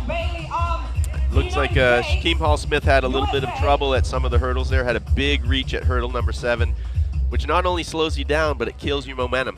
You slow down, you have to re-accelerate, and that's what fatigues you in the last 50 meters. And I noticed Drummond actually had a couple of issues as well, chopping his step at a couple of the hurdles. So A.J. Bailey took advantage of that, ran most consistently, and took the win. 49.47, Drummond second in 50.02, and Shaquem Hall-Smith rounding out that top three. And you see the difficulty of the 400 hurdles that we were just talking about a minute ago. This is always a difficult interview to do after a win. Yeah, and A.J. Bailey, or Aldrich Bailey, as most people know him as, I knew him as A.J. before, he was a 400 runner and decided to convert to the 400 hurdles. One relative of his was Tanja Buford Bailey. Tanja Buford Bailey is his aunt. She was number 2 all-time at one stage in her career. She actually, I believe it was at the 1993 World Championships, finished second, but was under the previous world record. So let's say hello to the third member of our team, Philippa Arnett-Willie, who is downstairs with our winner, Aldrich Bailey. It's okay. I'm happy that I'm back to be able to come here to the Bahamas. I haven't been in a while, and I was really good friends with Chavez Hart. I love my boy. I don't know if you guys can see, I got him on my sleeve. So I'm happy to come back, race in the Bahamas, and see this beautiful country. That's awesome. So again, we're here with Aldrich Bailey. So Aldrich, tell us, what's your plans now between now and June 30th? How many more races? What's next? No more races. I was just trying to get one more rest buster before the trials, but we're going straight to trials. Trials are in 11 days for me, so get ready for it. Okay, well, awesome. We're going to wish you all the best at the trials and hope to see you road to Paris for Aldrich Bailey. He's your champion here at the New Life Invitational here in Nassau, Bahamas, with Chavez Hart on his arm. 242 to the world. Philippa, Aldrich Bailey taking the win. And that was a nice tribute. I was unaware he was wearing that on his sleeve. Chavez Hart was a former Bahamian athlete that was killed in a car accident, I believe, a couple years ago. Real nice guy, and it obviously was friends with Aldrich Bailey, and that's a really nice tribute coming here. Chavez Hart. We lost Chavez last year. So the men's 400 hurdles transitions us now to the women's 400-meter hurdles. As the crowd will hear that story as well. We just heard from Philippa and give Aldrich Bailey some love as well. Yeah, and I apologize. It was not a car accident. It was that he was actually shot and killed in 2022. But yeah, he was a real nice guy. I think he was just caught in the mix of something he was uninvolved in, and obviously came away very unlucky. But looking now to this women's 400 hurdles, there's a lot here at stake. Sage Walker on the screen right now is one of these athletes I mentioned before that's going to be a sneak attack, right? She is not in the world rankings, and people are unaware that she's about to enter the world rankings. So she needs this run here, and then 2 runs at her national championships will give her 5 that will put her into the world rankings. And Alana Jukic here as well is in the exact same scenario. She chose not to run the 400 hurdles at the Australian Championship. She chose to run the 400 to make sure she had her spot on the 4x4. And I believe she is 2 races away, this race and 1 more race away from having her 5th to be in the rankings. And then Cassandra Tate, the favorite here in this race, the 2015 world bronze medalist with a PB of 54.01, has run, I believe, 55.02 this year, so about a second off of her season best. And 55.02 is very close to the Olympic standard of 54.85 in this event, the women's 400-meter hurdles. And Alana Jukic of Australia, this is her 5th race this season in the women's 400-meter hurdles. So we've got 2 athletes getting ready to hop into those rankings. In the women's 400 hurdles, the entry number 40 for the Paris Games. And we've got a lot of speedy runners over the hurdles here in this field. Danique Hayes-Smith, Sage Walker, Gianna Woodruff, who was 7th in Tokyo, the 30-year-old, was also 7th at the Eugene World Championships, opened up in her season's best at the Drake Relays. She's got the Olympic standard already. Alana Jukic, Cassandra Tate, Michelle Smith. And Michelle Smith is one to look after. She's a teenager, 18 years old, and already run 55 high this year. Her brother just ran in the men's 400 hurdles there, but I'm expecting a lot out of her today. She's had steady improvement through the year. As I said, only 18. When they're young, they improve quickly, leaps and bounds. So looking forward to her result here as well. And Michelle Smith at the moment is 39th in that world rankings quota. So the way things stand right now, she would be headed to Paris at 18. And what an achievement that would be.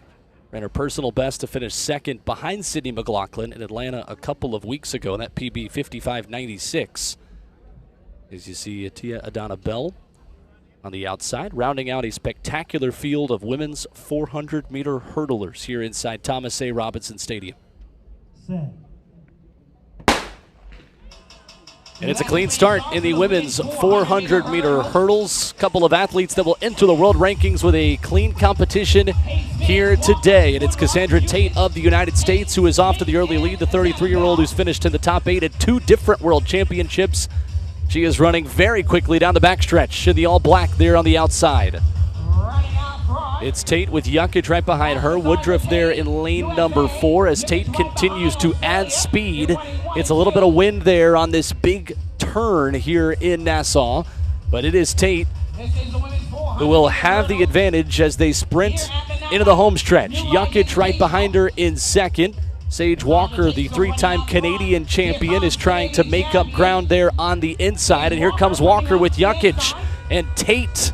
This is anybody's race as Jukic now sprints into the lead. She timed her move perfectly and wins it. Looks like a personal best, 55.33 for Alana Jukic. That's going to really help her chances to qualify for Paris. 100 bonus points plus a personal best. I think that's putting her right up there on the going to enter the rankings right around number 40 with that. Walker 2nd, 55.86. So for Jukic now, she's got a 56.95, a 57.53, 56.62, a 55.67 in Powder Springs, Georgia a week ago, and now 55.33 to enter that world leaderboard and attempt to head to Paris here this summer. All right, now you mentioned it. You mentioned Powder Springs, Georgia, so I got a little trivia question for you now. Okay. What U.S. Olympic gold medalist lives in Powder Springs, Georgia? Oh goodness! And we were talking about her earlier today. All right, that's a good it's a good hint. Oh, current. Can you give me the year the Olympics were run? Tokyo. Oh goodness! Current Olympic champion. Currently training in Powder Springs. Give it to me. Current resident, Katie Moon. Katie Moon, that's right. Yeah. We were talking about her earlier today. And the reason I know that is because I also happen to live in Powder Springs, Georgia. She's right down the road from me. But I tell you, the 2 athletes that just went 1-2 in there, Sage Walker and Alana Jukic, they were the 2 that needed this the most. They're the 2 that needed the ranking. They needed the points. So great job for them.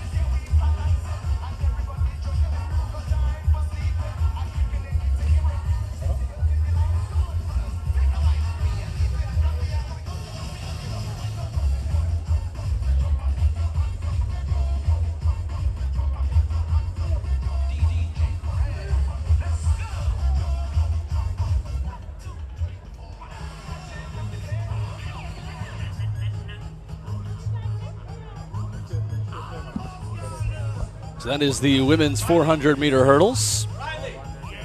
And coming up next on the track, we will have the men's 400, and that will be at 7:45 coming up in just a few minutes. And a special shout out to our volunteers who are getting the hurdles off the track and keeping things moving very quickly here in Nassau.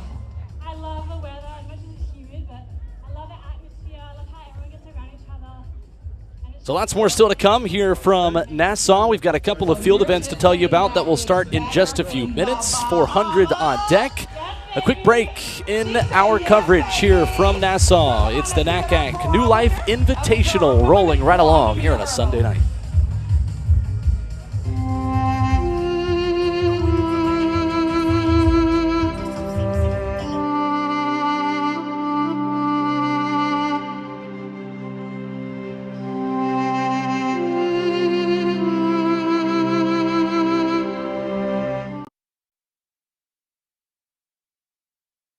Bowling, Paul Doyle, Philippa Arnett Willie is downstairs as we continue here in Nassau at Thomas A. Robinson Stadium. Got a couple of field events that are getting started here in just a moment. The men's high jump has 10 athletes in it, including 2007 world champ Donald Thomas, Luis Joel Castro of Puerto Rico, who is currently in that rankings quota for the Paris Games. Top 32 in the men's high jump between the Olympic standard and the rest of the world rankings up to the 32nd spot, advancing to the Paris Games later this summer.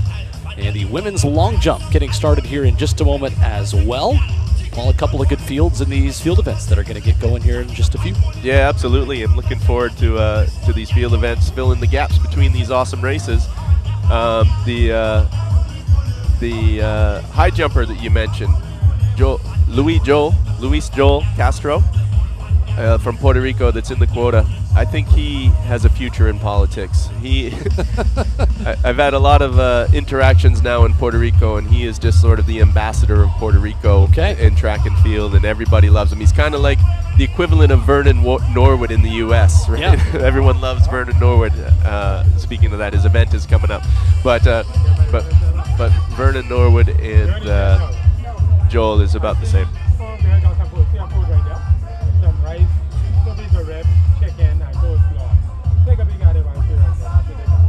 So the field event's getting started here in just a minute. The men's high jump, the women's long jump. Susanna Hickling of Jamaica, 26-year-old three-time national champion, headlines that field. She is the defending Jamaican champion, and she is just outside of that rankings quota in the women's long jump. And that full field of 8 that is warming up close to the big crowd that is on hand here down the backstretch.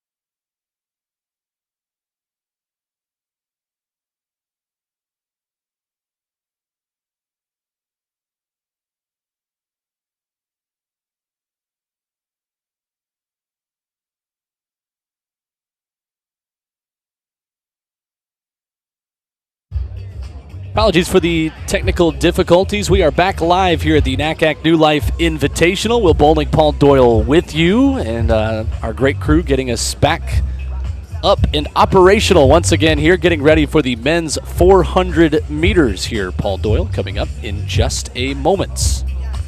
Yep, performance is so shocking they knocked the power out. We said that a couple of our runners surged down the final stretch. I guess they caused a power surge down the final stretch where we are sitting. Absolutely. Well, luckily we didn't miss any events. We only missed a couple intros. But we are back up and running, starting off with the men's 400 here. And in this men's 400, you've got Evan Mafilis, 25-year-old, ran his personal best last week. On the inside, we'll start on the outside, though. Yuki Joseph Nakajima of Japan, 42nd in the quota rankings. Here in lane number 8, Michael Joseph is in 7.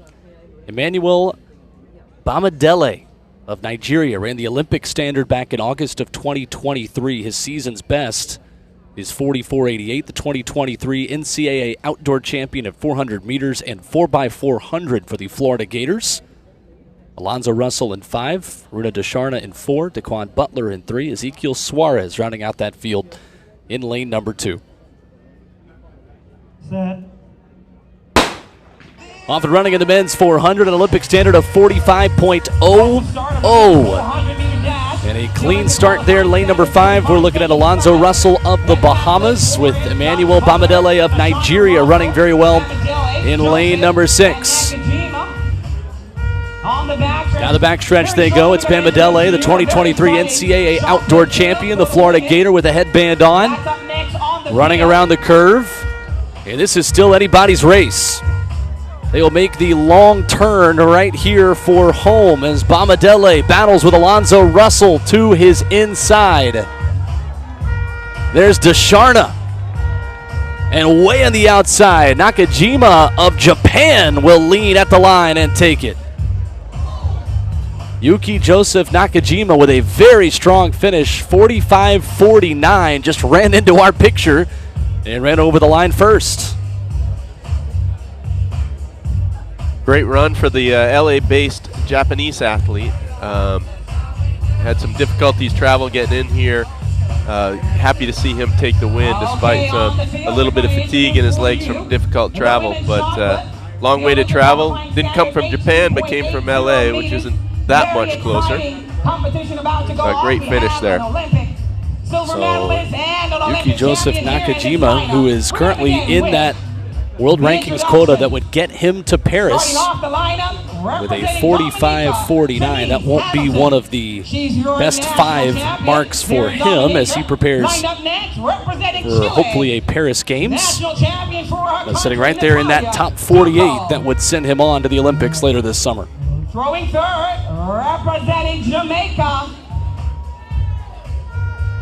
Now, you mentioned which events are the hardest. The 400 is not an easy one either, but at least he didn't have to jump over 10 sticks. But, you know, those hurdles are 36 inches at the start. I swear they're 42 or more when you get to the home straight. But great run there for the Japanese athlete. And that is what the pain of the 400 looks like right there.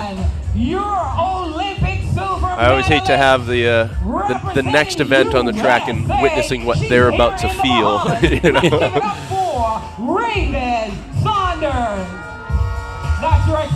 So we're getting in the stadium here inside Thomas A. Robinson Stadium. The intros for the women's shot put. Inside jump, women's long jump getting started as well. And there is the big personality of Raven Saunders. It is always fun getting to watch her compete, and I think she loves playing to the fans and to a stadium like this, doesn't she? Absolutely. Raven is a big personality. I had the honor of getting to do a 12-hour drive with her one time from Fayetteville, Arkansas to Birmingham, Alabama, and it was an eventful drive for sure. and it was a through the night type drive as well, so it was a great. After a competition in Fayetteville, we hit the road and headed all the way back to Birmingham, and I learned a lot about her.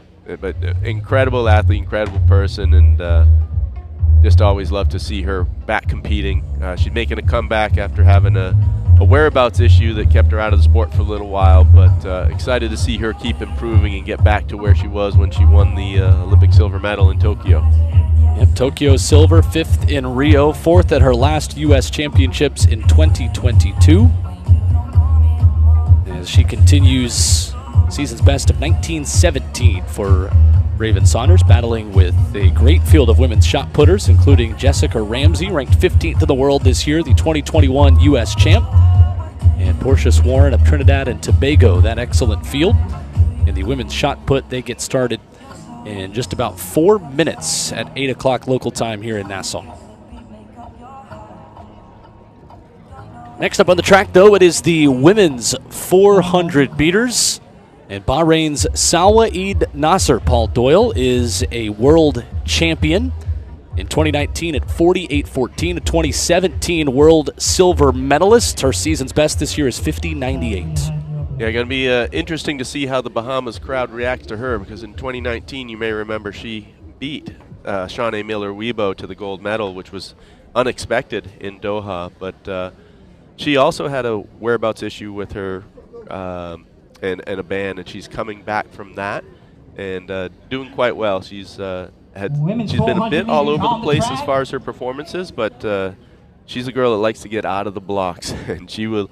I'm almost sure she will be leading at the 200-meter mark, and the other girls trying to claw her back. So Candace McLeod is on the inside in 2. Donna Stavern of Canada. There is Salwa Eid Nasser, the 2019 world champion. Leah Anderson of Jamaica, a 10-time Big East champ at St. John's. The 24-year-old Jamaican will be in lane 5. She ran her personal best on May 11th in her second race of the season in 51.22. Cherokee Young, Paula Moran, and Amanda St. Louis. Our field in the women's 400. Yeah, look to 4, 5, and 6. I think Cherokee Young had a little bit late start to her season, but she's coming back into form. Paula Moran has been knocking off season best one after the other.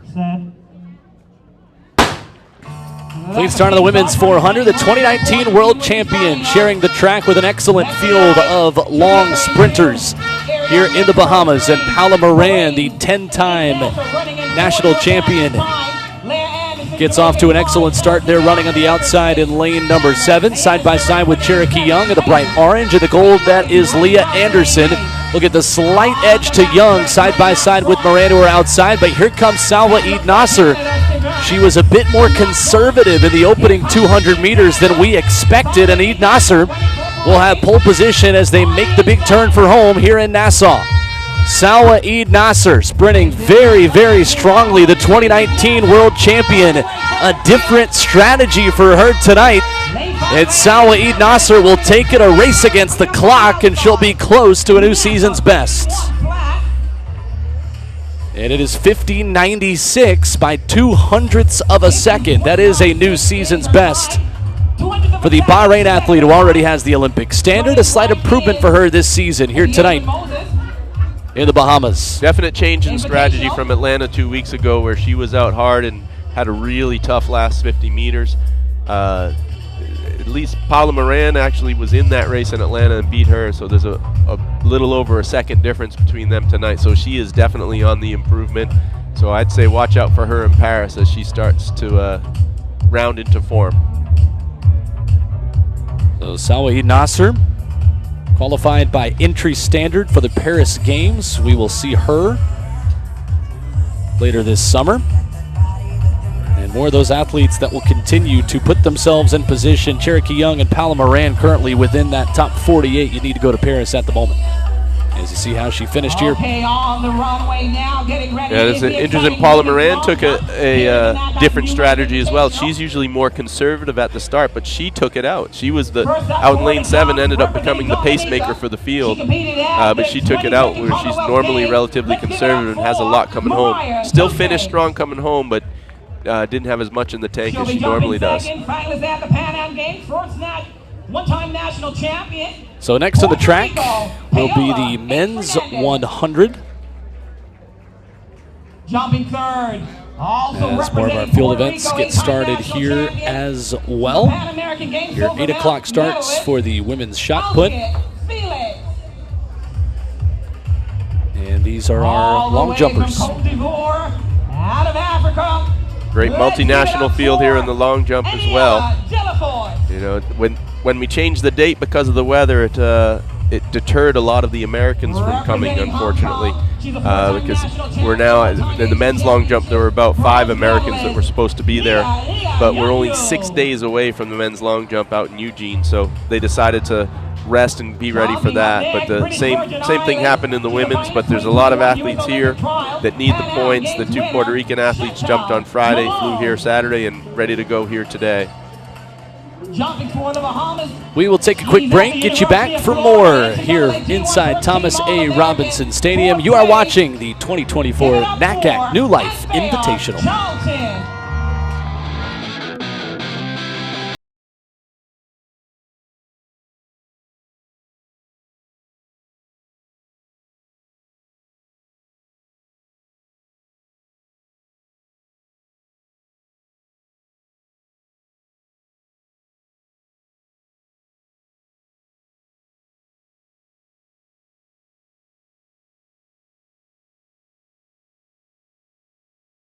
Fly away.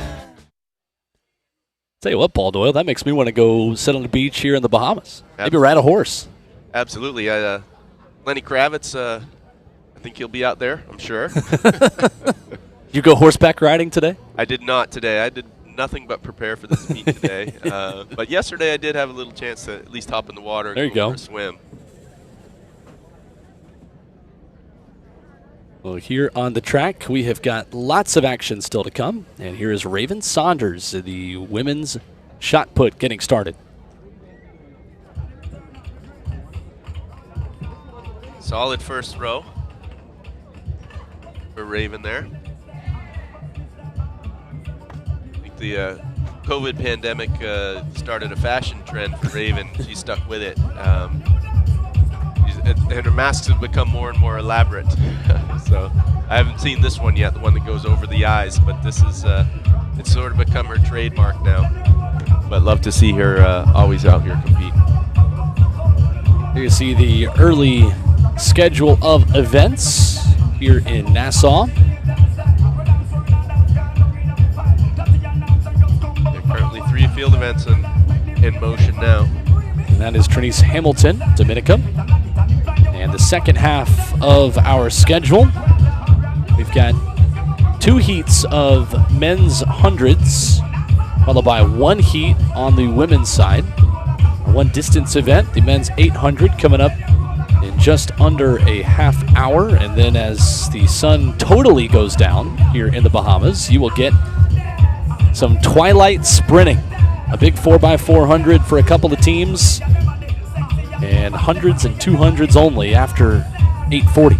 And it is incredible, Paul, how late it gets dark here because sun still has not completely set. We're kind of in the twilight area of night here at 8 o'clock and still got a little bit of light left. Yeah, absolutely. I think we're about 186 miles east of Miami. Yep, not to be exact. But so you figure, I don't know what that gives us, an extra 20 minutes or so of sunlight. But yeah, we've got the great lights out here anyways. I always love the twilight hours, and as things come down, it's my favorite time of day, and I think it's also the time of day you get the best performances. So hopefully that's going to continue tonight. I do notice that the flags are, every one of them is pointing in the right direction in the stadium, so we should have a nice little tailwind for all the events, but not too much of a tailwind, I think. I think it looks like it will stay under the legal limits. So looking forward to some fast sprinting. Always a very big deal as a high school runner. The first time you go from every meet is at 9 a.m. or at 10 a.m. and then all of a sudden you're asked to run at night for the first time was very exciting for a young 16-year-old Will Bowling at one point. Oh, absolutely. So those lights are on, and it is almost time for some men's hundreds. And our excellent group of volunteers will take the blocks down there. And we're going to see in the second heat of that men's 100, Wanya McCoy of the Bahamas, who was 6th at the NCAA Outdoor Championships for the Florida Gators, the 2024 SEC Indoor Champion at 200 meters. A lot of young, either collegiate stars or recent collegiate stars in this men's 100, and programs like Florida who have recruited this area of the world very well.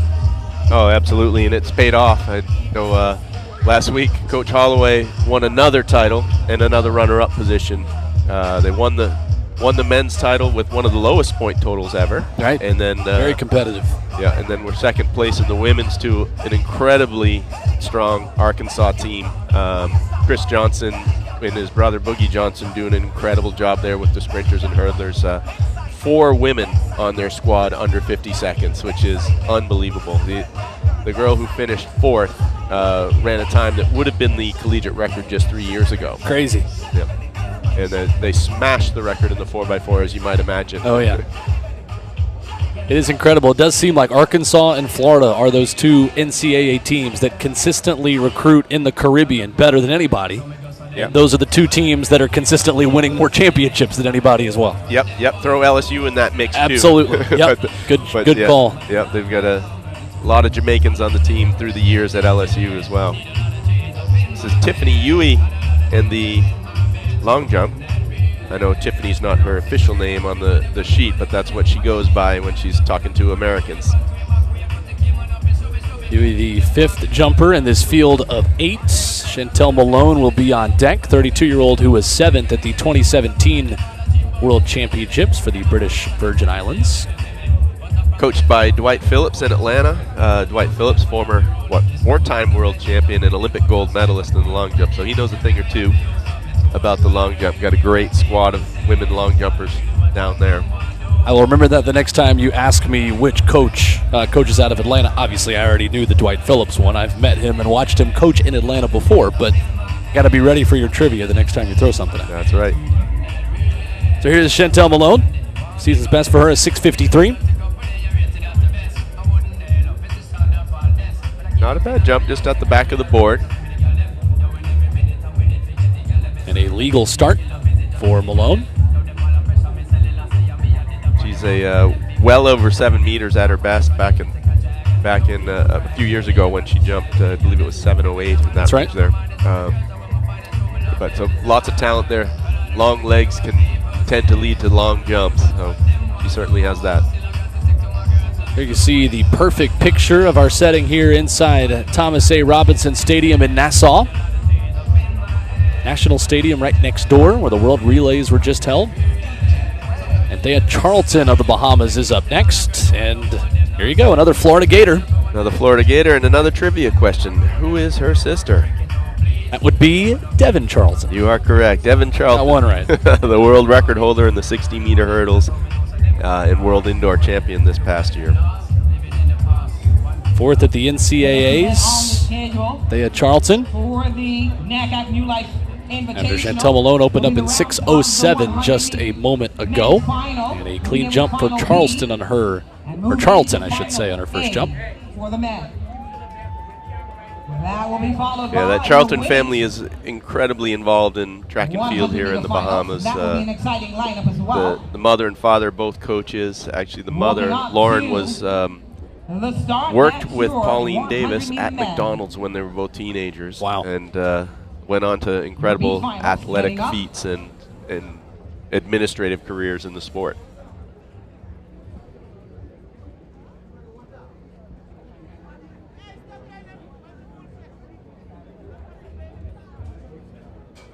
So the men's 100 is making their way down to the start line. And in the women's long jump,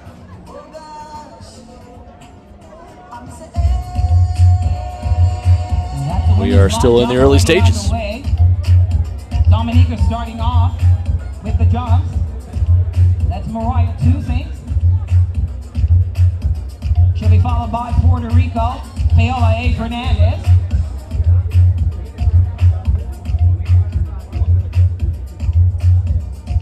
Over in the shot put, there is Jess Ramsey.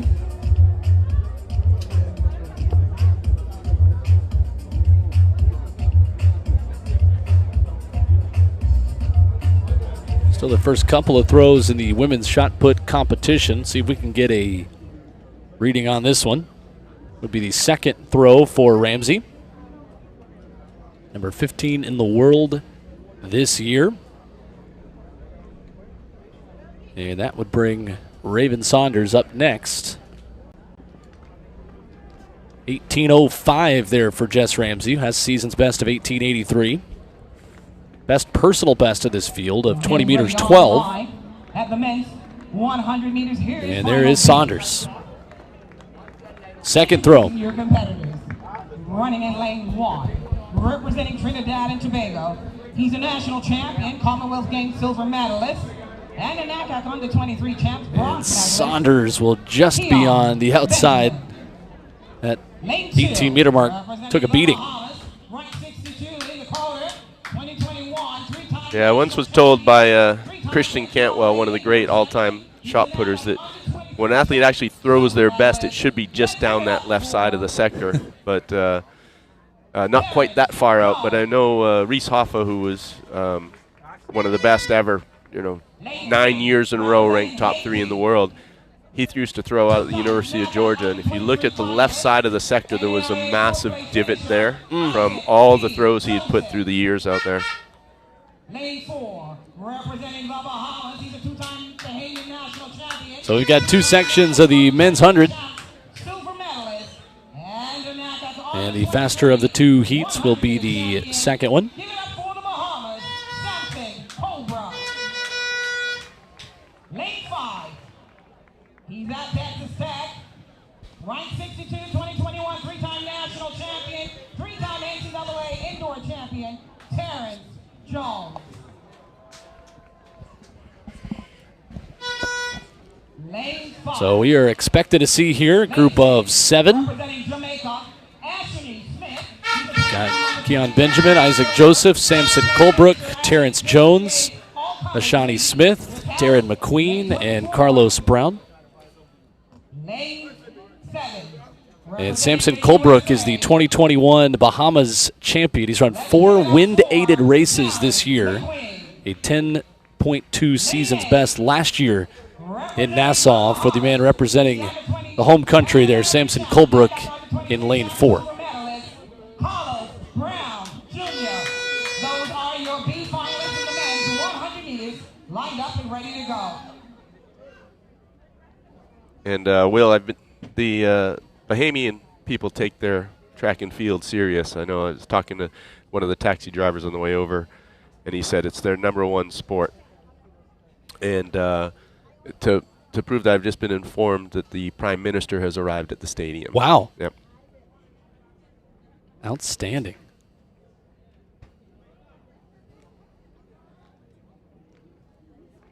So this is an A-list event at the NACAC New Life Invitational.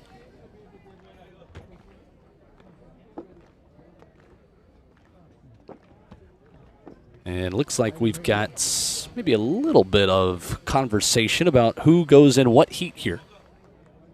And I was curious because a runner in lane 1 that's not on my list, that's Jazeel Murphy. Is it? Oh. Who is here in this field. So Murphy will run in lane 1 in addition to the field of 7, we told you. A full house here in the first section of the men's 100.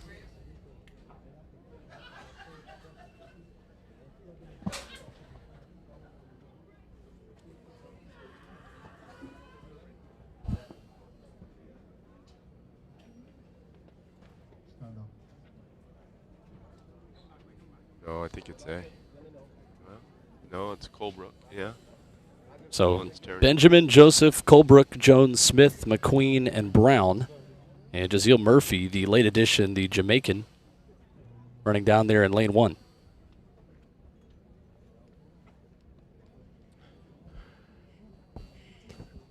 Yeah, I think Murphy set his blocks thinking Yep.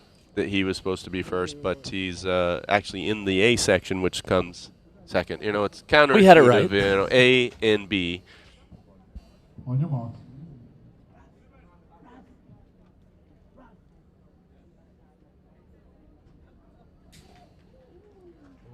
So this is B section of the men's 100. Ready to go.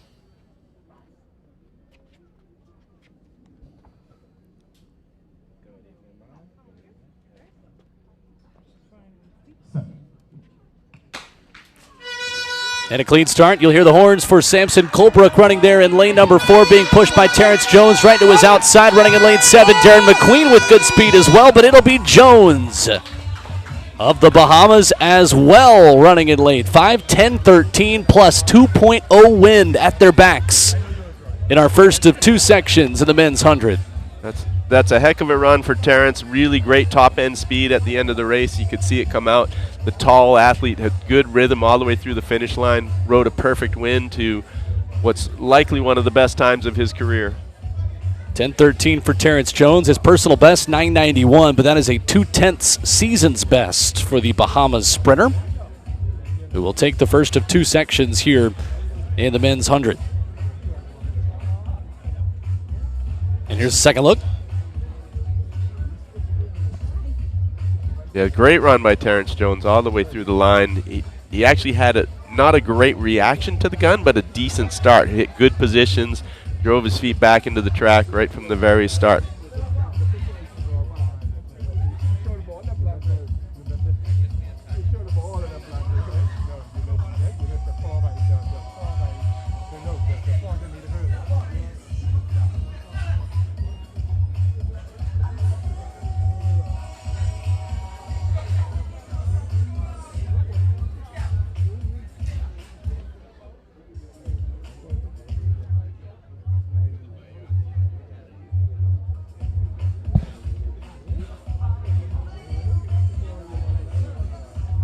So Terrence Jones is the winner with 1 section down and 1 more to go.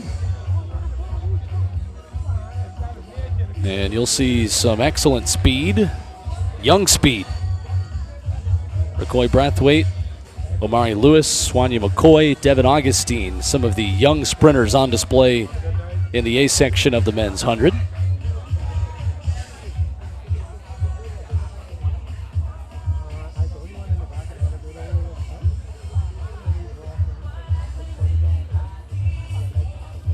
And there you see the 6th place finisher at the NCAA Outdoor Championships just a few weeks ago.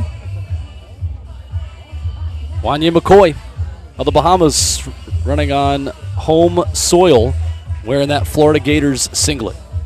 The 3-time defending national team champions in the NCAA on the men's side.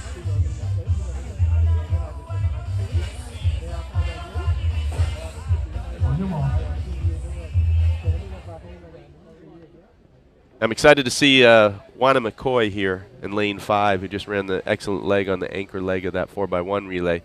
Nice little warm-up for him. But he also had great top-end speed. Let's see if he can match the performance of Terrence Jones here. From just a week ago, feels like 2 weeks. Omari Lewis is on his inside in 4. The Liberty Flames sprinter, and Devin Augustine, the Big Ten champion from Minnesota, is in 6.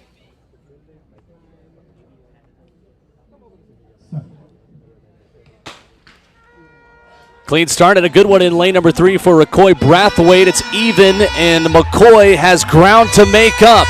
Stepping through the middle phase and right at the line, a blanket finish. McCoy closed very strongly. Yeah, just like his countryman Terrence Jones in the last heat. Great top-end speed for McCoy there, just like he had in the 4x1. Speed kills at the end, the top-end speed. You know, the guys like Noah Lyles, Andre DeGrasse, they all have it. That's what you want. That's what wins the races. Everyone works on the start, but the guys who come through with the top-end speed are the ones that tend to win the races. And look at that. We had another perfect win, 2.0. Still waiting on times.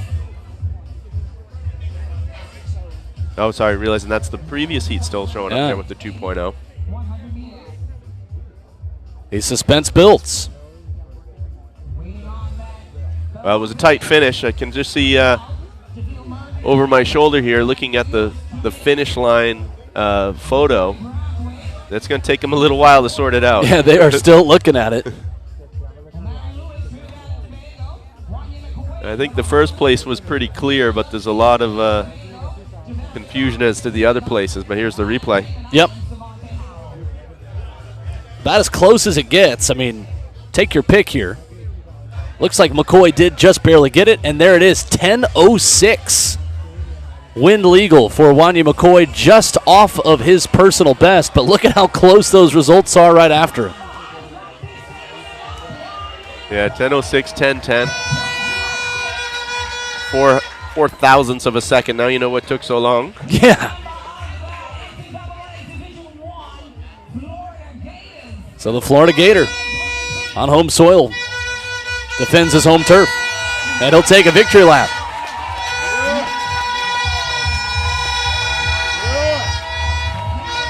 And McCoy is in that world rankings quota. That'll help, certainly. Having one of his best times of the year to add to his list. Now, similar to the U.S. trials, though, he has to come back here to the Bahamas in 2 weeks and run at their trials and still place top 3. But if he does, he will be on the Olympic team. But based on that run, I don't think he should be worried right now. So that concludes the men's 100, and the women are ready to go up next. Right on the outside, Fiordaliza Sofil, Cecilia Tamayo Garza of Mexico, Sade McCreath of Canada, 27-year-old who ran her season's best earlier this week, the 2023 National Indoor Champ at 60 meters for Canada, 65th in the quota places. Vladimir Torres of Puerto Rico, the national record holder of Puerto Rico in 11.2 and 5. Joella Lloyd, who ran the Olympic standard in May, 11th fastest runner at the NCAA champions competing for the University of Tennessee. Camille Rutherford, Anthea Charlton, and Muriel Ahore Demps, the veteran from Ivory Coast, there on the inside.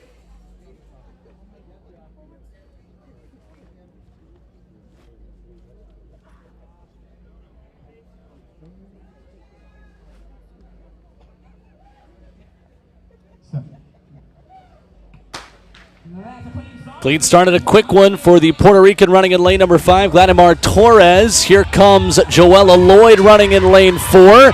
Side by side with Camille Rutherford, and Lloyd will take it at the line.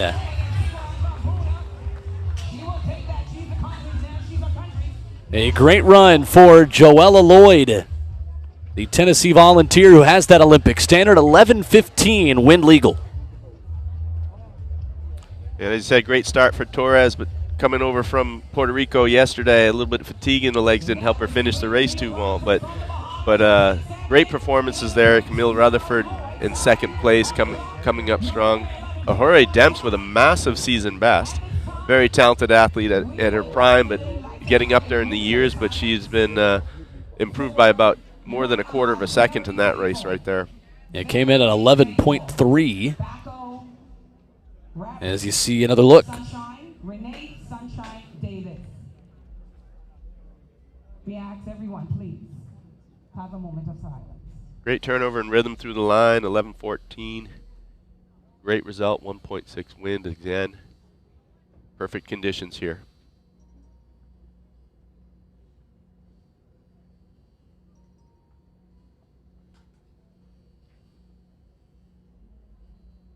May she rest in peace. Renee Sunshine Davis contributed. So after a quick pause here in the Bahamas, all over the Bahamas. we continue in our next event up on the track. So we pray. Scheduled to start any minute. It will be the men's 800 with 8 runners scheduled to compete in that competition. 2 trips around the track here inside Thomas A. Robinson Stadium in Nassau.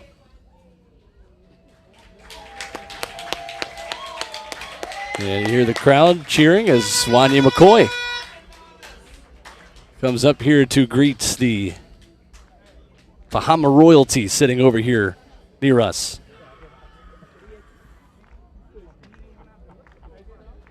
Yeah, it's always great to see the Bahamas crowd out supporting their own. This is a great event to have here. It was a last-minute put-together event because the NACAC championships were canceled this year, And because they were canceled, that gave one less qualifying opportunity for the athletes of the region. So we felt obligated to put this on for the athletes. It literally could affect whether they make the Olympics or not, and it was very necessary. So the Bahamas government supported us. Department of Sports and Culture came on board and supported this event to make a great event, an opportunity for these athletes to get to Paris. Mentioned Prime Minister Philip Davis, all of the folks with the Bahamas, Bahama Tourism being great partners for this event, the NACAC New Life Invitational, allowing these athletes to, kind of like we said, for a lot of this part of the world, have a semi-Olympic trials here in front of us tonight with an hour left in our competition and lots more running and jumping still to come. Yep, absolutely. And it's a great opportunity for athletes in this part of the world, but also open the doors to the rest of the globe, with Australia and Hong Kong and Japan making their way out here. Getting ready on the track here on the stage. So up next on the track, it'll be the men's 800. And again, you've got a bunch of quick collegiate runners who are beginning now post-collegiate work and continuing to aim for the Paris Games. From Dominica, you have Denick Luke, 23-year-old who is making his season debut in the 800. He ran 147.62 last year. You have Jose Francisco Murcia Cruz, Joel Forbes from the Bahamas, and a personal best that is from earlier this year of 149.29. Olivier Demuel of Canada is a 24-year-old who raced the 4x400 for Penn State at NCAAs. Ran his collegiate personal best in the prelim of his Big Ten Championships run earlier this year, 147.29. There is his Penn State Nittany Lion teammate, Handel Robin, who will be right side by side with a man that he has shared the track with many a time up there in State College. Robin, 46th in the world rankings quota with a best run this year of 146.08 to go with his full season workload. And Luis Peralta right there will be in 5, just finished his sophomore year at Oregon in the prelim round of the NCAAs. Ran his personal best of the Pac-12 prelims in 2021 of 146.13. And right there to his inside, you see Joel Forbes. You see our entire field in the men's 800. And a good group. Yeah, absolutely, and we could have the answer to your question, because one name that does not appear on the start list down in lane 2 is Marvin Williams, the Jamaican 400-meter hurdler that's pulling double duty and coming back to run the 800. He will just be the pacemaker, but he might be able to tell you how difficult this event is after running the 400 hurdles. Great point. Yep, but he's supposed to take the field out in about 51.5 through 400 and try and go all the way to 500 meters. Setting this up for a 145 race. Olympic standard 144.7. That's blazing fast. It is. That's the point, but it is certainly. Yeah, it was a couple years ago, World Athletics changed the qualification system, that it's no longer just an A standard and a B standard, and it's not all on times. It has this world ranking system to determine who gets to go. They want to encourage athletes to compete at the bigger meets to get the sport more exposure. So that's the incentive behind it. But it's also made it a little bit difficult for some. There's a lot more. You need a lot more involved in getting the qualification than there used to be. So Handel Robin in that world rankings quota with the season's best in this field at 146.08. Pair of Penn State Nittany Lions going head-to-head here in our men's 800. 84 degrees. Humidity has dropped quite a bit from when we got here this afternoon. It has turned into a pretty nice night with the lights on and the sun down to run quick over a half mile. Absolutely. The sun went down rather quick. It did. And it got pretty dark here, but these lights are beaming as you know, this is the warm-up track, so they haven't really spent a lot of time keeping the lights up. So the past 2 days, the workers have been out here replacing light bulbs and making sure we have enough lighting out here. And it looks excellent.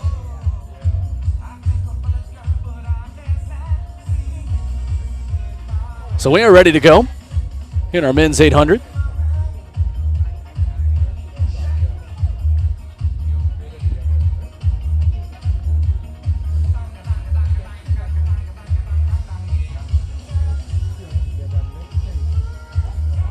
trying to figure out what the delay is here. We are just like you.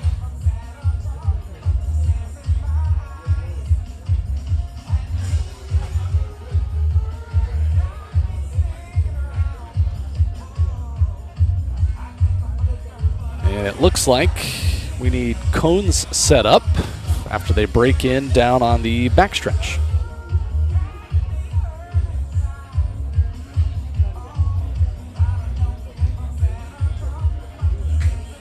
As men's high jump continues over there on the first curve as well.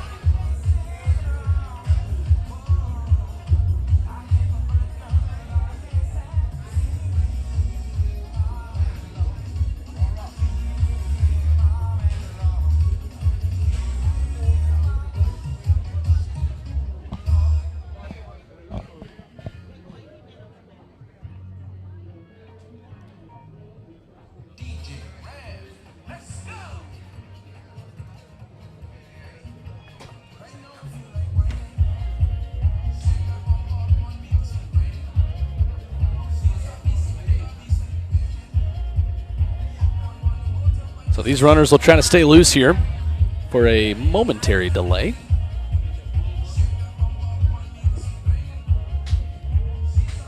A delay that will be over here in seconds as they'll run the cones over there. Volunteers continuing to work hard in the heat and humidity themselves.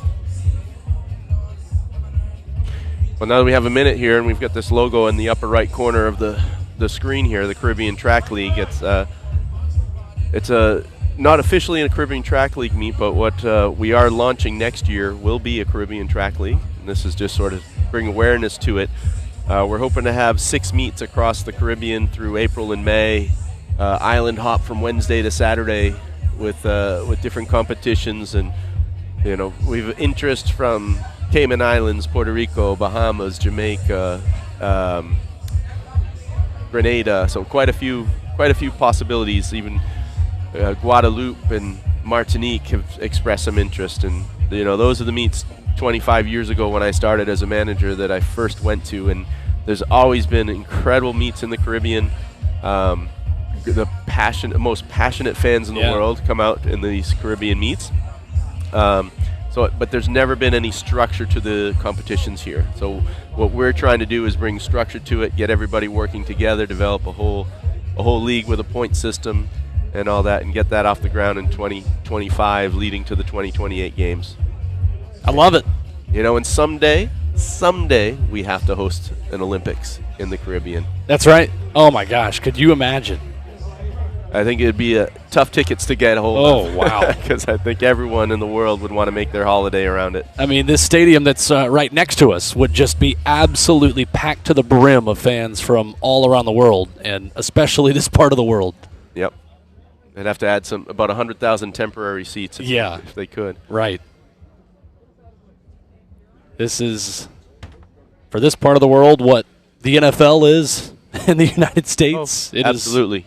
Absolutely. It is the dominant sport, and it is so fun to watch these fans just get so into it. One of my favorite track meets I've ever been to is the Boys and Girls Champs in Jamaica. And it is like the Super Bowl there.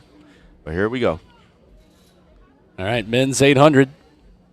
Couple of Penn State Nittany Lions going to go head-to-head. Handel Robin and Olivier Demuel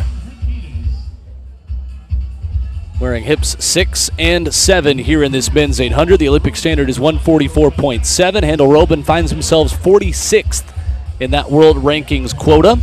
And he'll go right behind Luis Peralta and our pace setter there up front.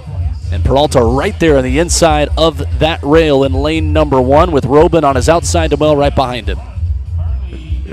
Marvin Williams doing a great job pacing, his first ever pacemaking job, and he's done exactly what we've told him so far, is trying to hit 51.5 here at the 400. Pulled the guys through at about 52 flat, and he looks like he's on pace to do that. Pace is hot. Handel Robin is leading proceedings halfway through, and the pace was perfect for Mr. Williams. Yeah, 51.6, pretty much exactly what we asked for. He'll get some more jobs. So Handel Robin, a season's best of 146.08. He is on pace for something very quick here and looks strong as he continues to set the pace. You get the look down the backstretch there. Demuel, his teammate at Penn State, is right behind him with Luis Peralta in there too. You've got Denick Luke making his season debut, the 23-year-old here in the 800. But this is Robin still running smoothly out in front. And Robin, eyes on the prize, his head up as he looks up at that big board, trying to hold on to this lead. Now here comes Denick Luke running around the outside. Luke stride for stride as Robin recognizes there's trouble coming behind him. This was a close finish, and Robin will narrowly take it. Pace was very quick through 400. They come through around 147.6, the initial reading.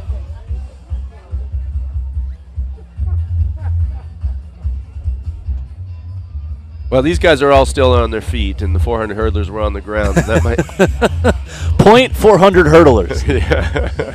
147.53, the winning time for Handel Robin. Denick Luke, 147.64.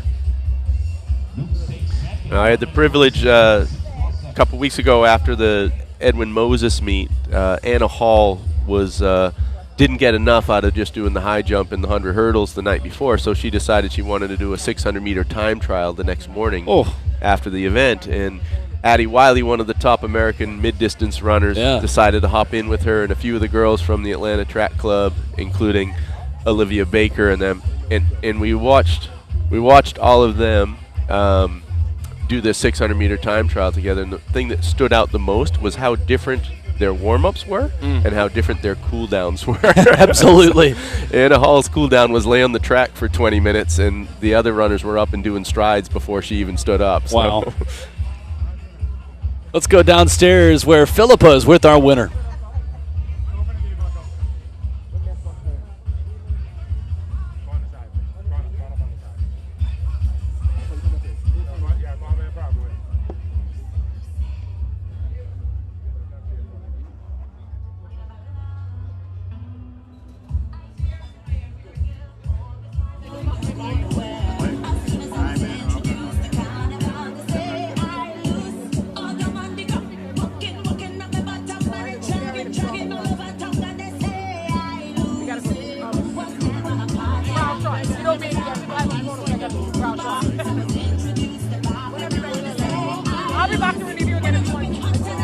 Guys, for the technical difficulties there.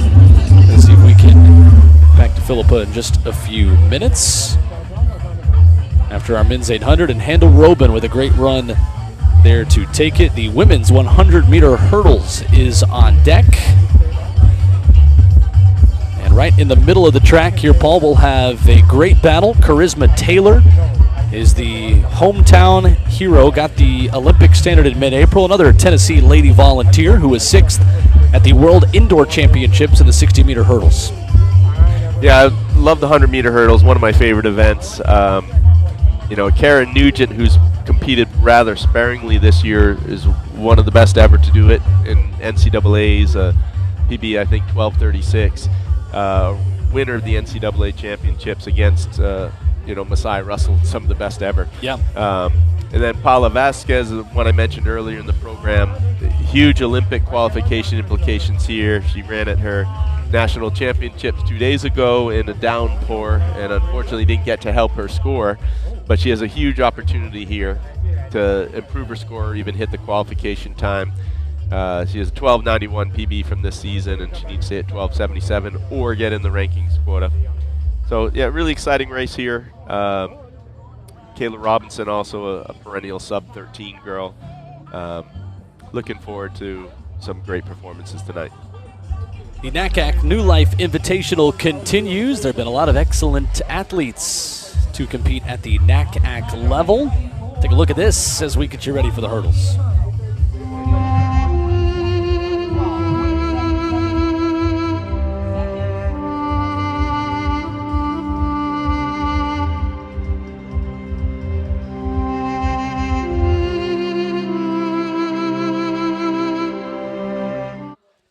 NACAC New Life Invite continues with the women's 100-meter hurdles. The three-time NCAA champion for Arkansas, including last year outdoors, Akira Nugent running in lane number 6, representing Jamaica. She ran her season's best earlier this year of 12:52 into a headwind in mid-April. Was second at last year's Jamaican Championships. 12:43 is her personal best. She could run something very quick right here. Oh, the conditions are set up in prime for a fast time tonight in the women's 100 hurdles. I think the wind has calmed down just a bit. We're seeing over the women's long jump, winds about 0.8 plus 0.7. That's perfect. The women don't necessarily want to have really big tailwinds behind them because it pushes them up on the hurdles. But I think we've got prime perfect conditions here, so let's see what these girls can do tonight. There is the full field. A full house in the women's 100 hurdles, and a loud roar for the hometown hero Charisma Taylor we heard just a moment ago. But Akira Nugent, the headliner in this group, running in lane number 6. And Paula Vasquez, the 4-time Puerto Rican champion, including the last 2 races in this event, ran her personal best on April 20th at 12:91. She is 48th in the rankings quota places. She is 11 points out of 40th. That would put her, based off of her world ranking, into a qualifying position for the Paris Games.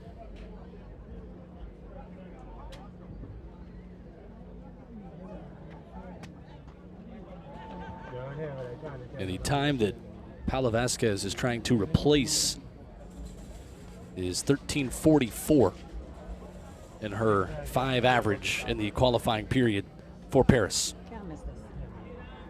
That should be well within her reach in these conditions.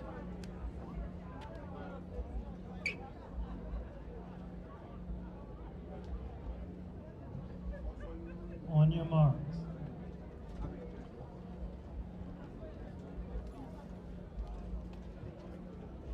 So Akira Nugent of Jamaica, the runner to watch in 6, the 3-time NCAA champion for Arkansas.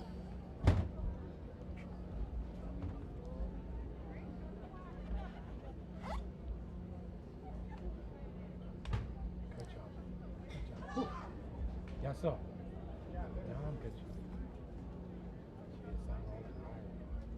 Set. Clean start of the women's 100-meter hurdles, and first over that first hurdle is Charisma Taylor, but here comes Akira Nugent, the 3-time NCAA champion, makes it look easy. Initial reading is 12:05 for the Jamaican, and it is 12:54 for Nugent, just 200ths off of her season's best. Very solid run there, even eased down across the line. She's got to be happy with that performance. Going into the Jamaican trials, she's primed to make the team. Just really sharp race here. We'll have a quick interview with Akira Nugent. Right foot leading the way, followed by the left. Taylor was second. Paula Vasquez does improve 13:16, so that will go in there instead of the 13:44 for her 5-time average. That will raise her up the rankings perhaps just a little bit.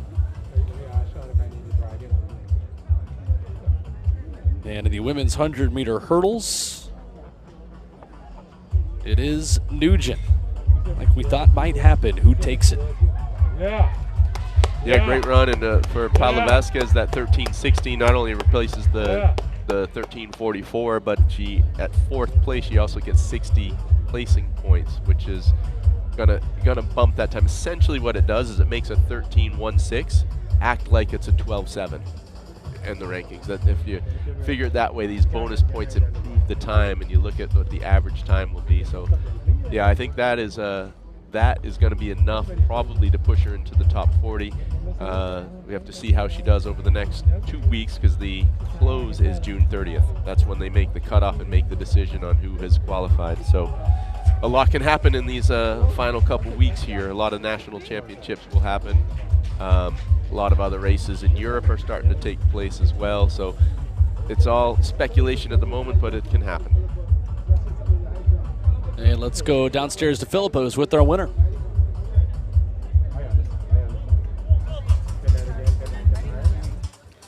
Okay, I'm here at the NACAC New Life Invitational here with Akira Nugent. She's the champion here at the Invitational. Akira, tell us, how do you feel? You were the NCAA champion in the 100-meter hurdles. So tell us, how do you feel here in the Bahamas? I feel like I'm in really good shape and I'm where I need to be. I just needed to get another hurdle race in before the trials. So I'm pleased with my time and my performance today. That's awesome. The Jamaica's trial is in 2 weeks. So tell us what you're hoping. You're hoping to be on that road to Paris, on that Jamaica extravagant team. Well, yeah, I'm hoping to be on the team. You know, Jamaica is known to have some of the best hurdlers there is, but I have to focus on me going into this national trials and just be patient and confident in who I am. Well, we're very happy for you. You're the champion here at this NACAC New Life Invitational, and we wish you all the best at your Jamaica Invitationals and championships. We know you'll do well. Back to you. All right, thank you so much, Philippa. Akira Nugent. I tell you what, those Jamaican athletes especially, the margin for error is just so tiny, especially in the hurdles. And I don't want to manifest anything or put anything into the universe, but you hear it right there just saying there's still a lot of work to be done. Oh, no, it's unbelievably, what do you call it, razor sharp, the differences it can make. The biggest example I can bring up is Danielle Williams, last year's world champion. She's a 2-time world champion, won Worlds in 2015, and then she won again in 2023. She's never made the Olympic team for Jamaica. It's crazy. Yep. One of the best hurdlers of all time, yet she's never been able to get on that team for Jamaica. So our hurdle crew will move those hurdles up as you take a look at what is left here tonight at the NACAC New Life Invitational inside Thomas A. Robinson Stadium. Bill Bowling, Paul Doyle with you. Philippa Arnett Willie is downstairs. And I'll tell you what, Paul, you are a natural at this. First time into the broadcast booth. Well, I don't know if I'm exactly a natural. Like I said, I have a lot, you gotta give I have a yourself lot in some my credit. head. It's not easy to get it out. But, no, I'm enjoying it. And, I love to add the spice that people don't know about and those sorts of things. So. Absolutely. So in the field, the men's high jump rolls on. The long jump as well. Down the home stretch. And the men's 110 hurdles is getting started. This is another event where we will have 2 sections. That will be the case as well for the 200s. We will start with B, followed by A in each of these events. I do think there's a lot to like talking about that rankings process and rewarding competitiveness, rewarding winning a race, because I think at the essence of track and field, in a lot of ways, it's the original sport, and it started as I'll race you for an undisclosed distance, and if I win, I win. If you lose, you lose, and that's it. Just 1v1, right? Yeah, I mean, it's great. It does encourage competition. It does elevate the meets that have status so that the better athletes do compete at those events. So there's a lot of positives to it, but there has been a lot of not so positive return on these things too, sure. Where a lot of the smaller countries feel like it's tough to get athletes into the competitions where they can get those points because the top athletes sort of hoard those competitions, and there's only so many lanes on the track, and it's making it difficult for athletes to break onto the scene. So, I think there needs to be a little bit of looking into it, and these placing scores that are given to the athletes, in my opinion, are too big. They need to be cut in half so that time actually does factor more into it, because if you look at it right now, you can have an athlete that you look at their 5 times and say the women's 400 hurdles, and they're all 57 seconds, but they're qualified. Yet you have somebody who's run all 56 seconds or 55 seconds, and they're ranked below them, which doesn't make sense, right? The faster athletes should be ranked higher.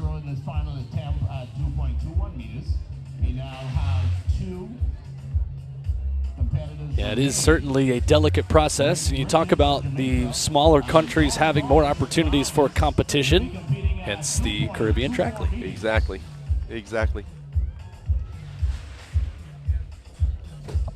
So we have 2 sections of the men's 110 hurdles that are waiting in the wings.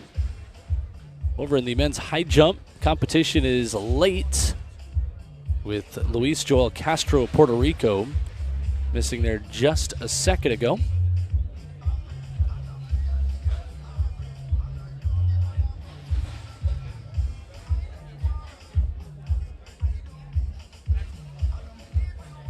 There's women's long jump and Mariah Toussaint of Dominica.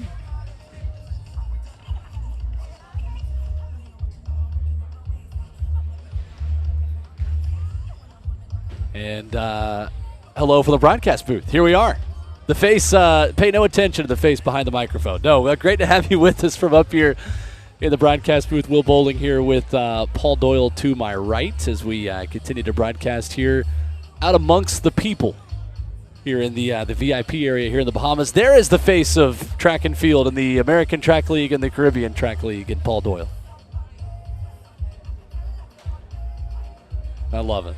Yeah, just getting some instructions from Michael Serralta out of Puerto Rico. He's the NACAC technical director. And because of the power delay that we had, we've got a little bit of a late start. And we want to keep the men's triple jump in the window. So we're going to delay things a little bit, but there's still going to be plenty for us to talk about. All right. You're always working with the headset on, with the headset off. That is the understatement of the night. Well, learn to multitask in what That's I right. do. Donald Thomas, he wants the crowd to get involved and clap him on up. This is his first attempt at 2.24 meters.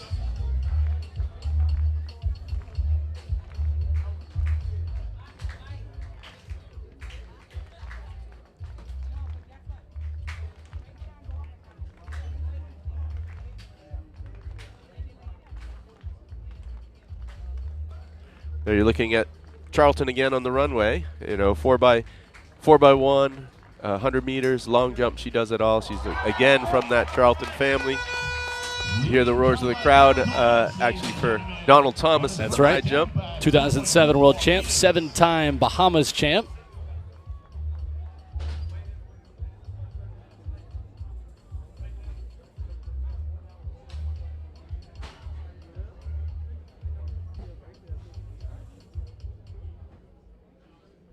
And we are ready for the first section in the men's 110-meter hurdles.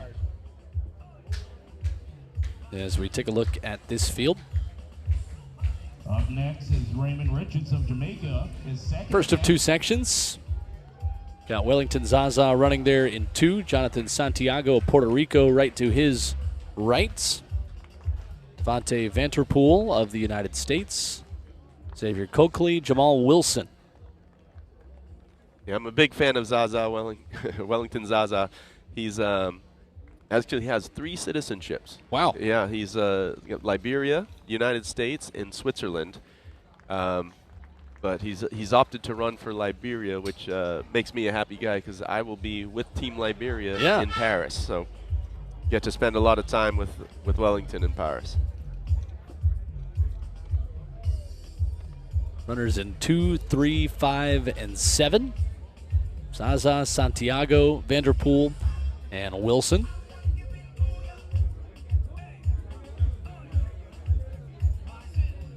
And our starter is getting things ready.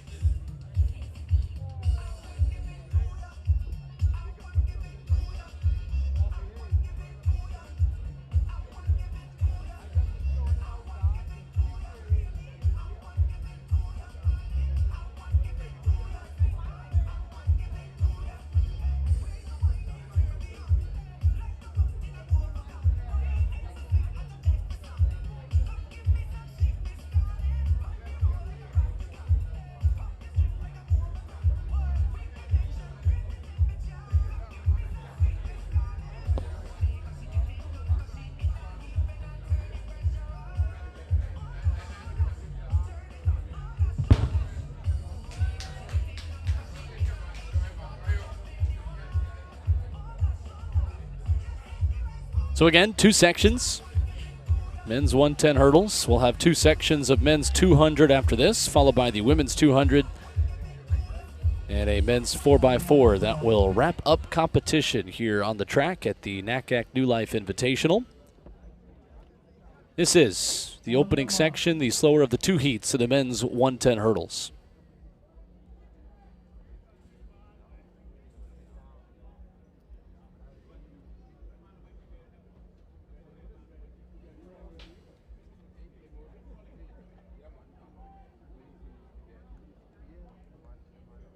Final attempt for Richards from Jamaica.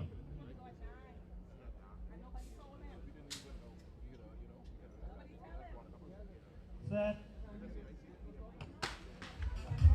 A quartet in the opening section of the men's 110 hurdles. Jonathan Santiago of Puerto Rico with a good start. Good middle of the race for Wellington Zaza of Liberia running there on the inside. Here comes Devontae Vanderpool late, but it will be Zaza side by side with Santiago. That one's too close to call. And Zaza gets it 13:79, just barely wind legal. And that is a big season's best for the Liberian hurdler. Yeah, he's coming back into form. He's got a personal best right around that 13:30 mark, and was out for a little bit with some injuries, and he's starting to get healthy again and come back, and hopefully he's going to be able to make it into that quota with enough races to get to Paris for Liberia. So Wellington Zaza, 13:79. Jonathan Santiago of Puerto Rico in 13:81. That is a personal best for him, taking 800ths off of his best time that he ran earlier this year. And a season's best for Devontae Vanderpool as well in 13:98. So 3 seasons bests for our first 3 there in the opening section.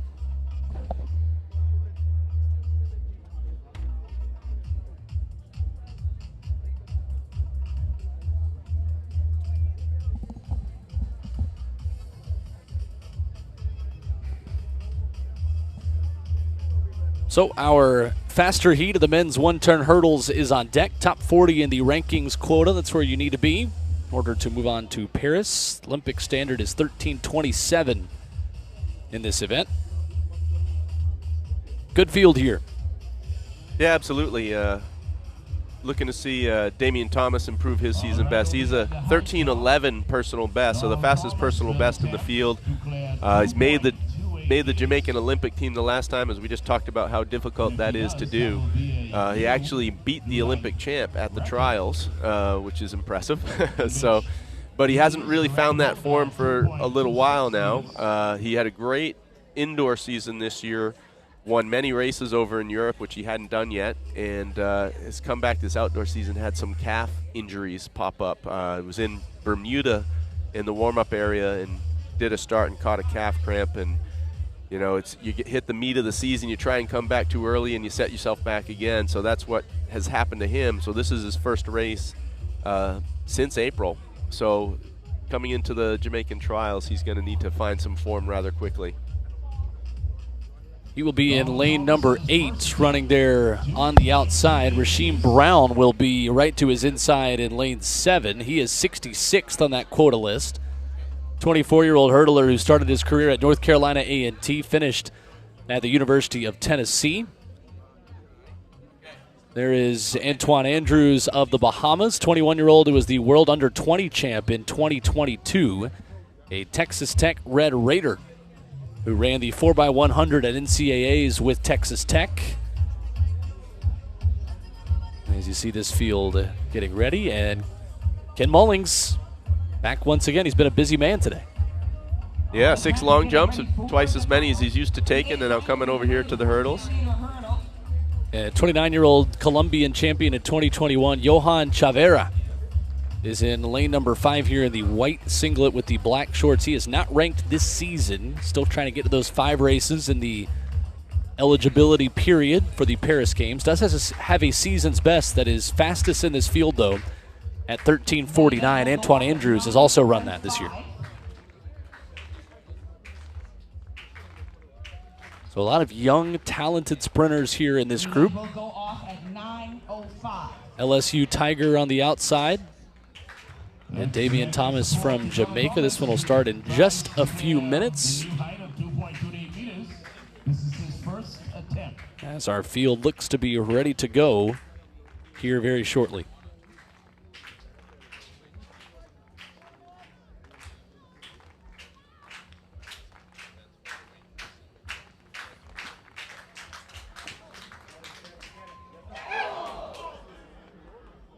And the crowd certainly continuing to watch closely at the men's high jump that is in the late stages. Everyone was surprised because he never wore high jump shoes. He always wore sprint spikes, and I couldn't imagine jumping in without heel spikes. And that's the thing. He had a very atypical style in the high jump. And I remember when he won the world title, he beat Stefan Holm, who was one of the most unbelievable technicians in the high jump. He was the guy who holds the world record for jumping the highest over his own height. He was relatively short for a high jumper, under 6 feet, and still high jumped over 240. But it was amazing. The two of them battled for the title, and one was the most beautiful technician you'll ever see, and the other one was the most off-the-wall technique you would see. So, I can't imagine the calf strength it would take to do that. Oh, I know.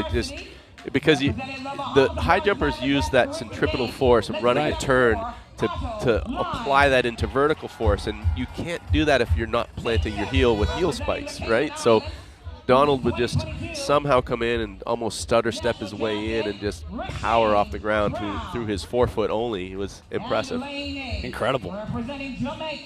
Men's 110 hurdles appear to be ready from inside out.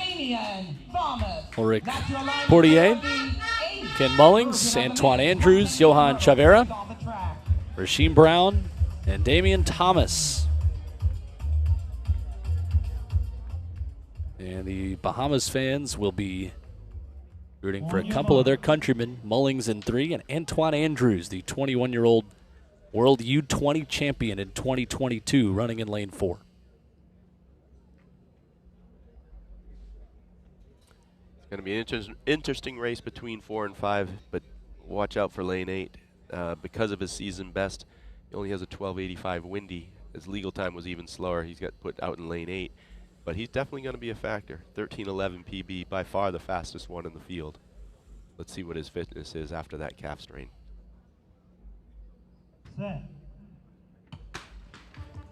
Clean start, and Damian Thomas, the Jamaican, is out running well in lane number 8. Middle of the track, Antoine Andrews from the Bahamas running in lane number 4. Thomas is fading back. Andrews is surging forward, and the Bahamas sprinter, Antoine Andrews, will win it. And that is wind legal, 13:35, a personal best for Antoine Andrews. A massive personal best, and I believe he left one hurdle standing. He clipped just about every single hurdle in that race, but when you have the power driving through the hurdles, that's all that matters. He had the home crowd pushing him on into a massive personal best. 1.4 the wind reading. He was followed by Rasheem Brown of the Cayman Islands in 13:49. That is very close to his, actually that is a personal best for Brown as well, so PBs for first and second here in our fast section of the men's 110 hurdles. And the best celebration dance of the night so far as well. Absolutely. You know, they usually save that for the post-meet party, but I'm happy to see it coming out early on the track. So Antoine Andrews with that will replace a 13:57 with a big shiny new personal best as he looks to climb that ratings quotient as well. Let's take a quick break, get you back, and we'll hear from our winner coming up in just a few.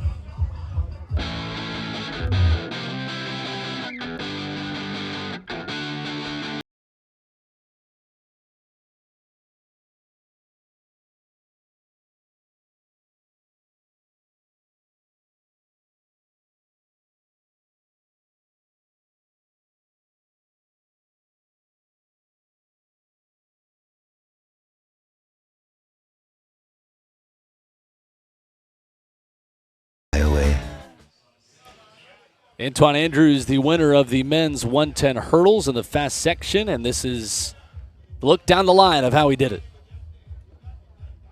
And you're right, Paul, every single hurdle went down. Yeah. One of them popped back up. Adversity during the outdoor season wasn't consistent with times. And to come with you, I run a legal PR. It feels so good. And we're happy for you. Our nationals is in 2 weeks, about 2 weeks or so. So what are you hoping to do there at national? Go to Paris, time to qualify. I feel like that race just actually boost up my confidence. Now the time to go back and train, watch the tape, see what errors I made, and let's correct it. Well, you heard it right here at the NACAC New Life Invitational. I'm here with our gold medalist and winner of the 110-meter hurdles, Antoine Andrews from the Bahamas. And he's on the road to Paris. Nationals coming up in 2 weeks, and we hope to see you there. All the best. Thanks, appreciate it. Congrats. All right, Antoine Andrews is our winner. Thank you, Philippa. It's high jump still going on down there on the other side of the track as well.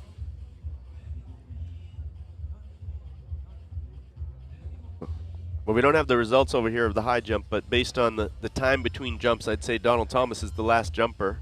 We're going to try and get word from down there about what the height is that he's jumping at. But a very accomplished jumper in his day, still very talented. I remember last year at the New York Diamond League, he's 39 years old now. So last year at age 38, he snuck the win at the New York Diamond League. Incredibly impressive.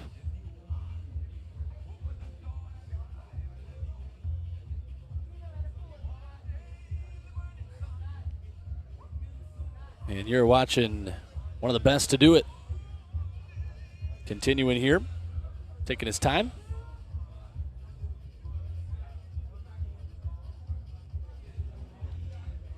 I can't tell from here if those are high jump shoes or not. Right. I was just looking at the exact same thing. Yeah, let's go back downstairs to Philippa.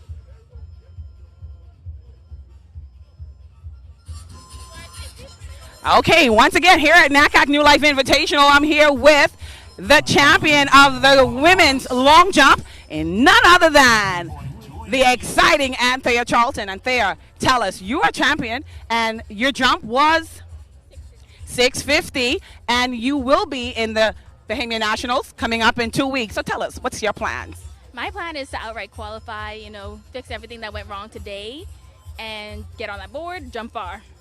Well, hey, nothing else we want but the road to Paris, having another jumper right back in here for the Bahamas. You've had a wonderful, wonderful season here at University of Florida with the Gators. So tell us, how was that, your first season back with the Gators? It was amazing. Indoors was not the best, but it was just that adjustment period time. That's what I'm calling it. Then outdoor I came, and I was the same Anthea from last year, which is great. And this was arguably the best nationals I've had. It was my first time scoring individually, got me an individual trophy, so it was a great season. Well, Anthea, we're so happy for you. Thank you for being here, and congratulations on being the NACAC New Life Invitational gold medal winner. All the best at nationals. What you just heard was Donald Thomas clearing 2:28, and that is a new season's best for the hero here from the Bahamas, the 39-year-old who is still just a powerhouse in the high jump.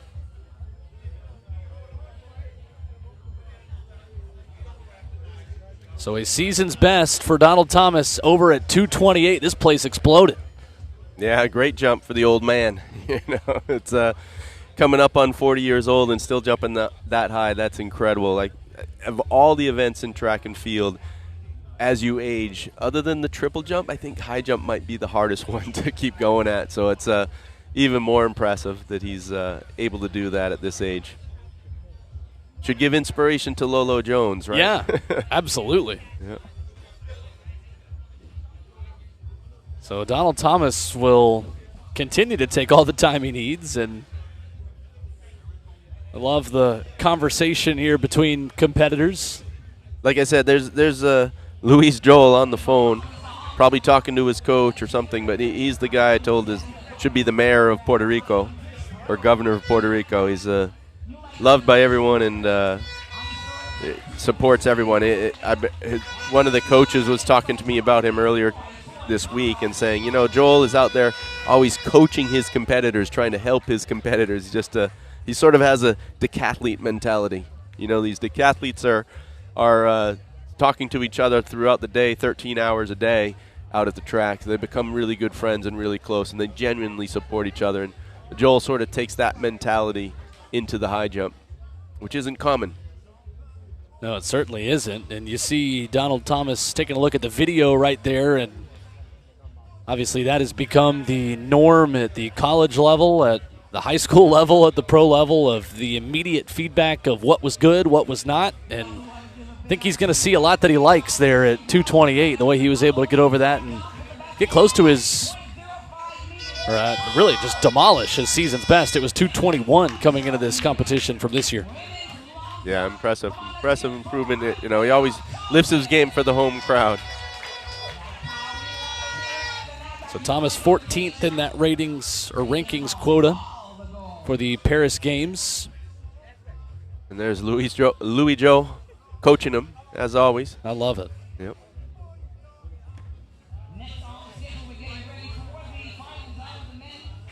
So high jump rolls on. And we have got a B final and an A heat of the men's 200 to be followed by a fast 4x4, and that will wrap up our running events here tonight, late into the night in Nassau. Looking forward to these 200s. Yeah, absolutely. Looking forward to the 200s, and then that 4x4. We had the Bahamas women looking to improve their ranking to get into that quota, and they came up short. Well, Jamaica qualified all their relays except the men's 4x4 out of world relays, so they have their last opportunity to qualify tonight. They've got to run, I believe, 258. 259.12. 259.12. Okay, so they've got to improve on that and hope that nobody eclipses them at the African Championship. So, that's some good running right there. It is. 45 flat times 4 is 3 minutes flat. They got to be 2 seconds better than that. So you're looking at a 44.5 average, which is no joke for any nation. So now that he's cleared 228, our winner in the men's high jump, Donald Thomas, will continue forward. Again, you've seen him take his time to review the video, see what he likes.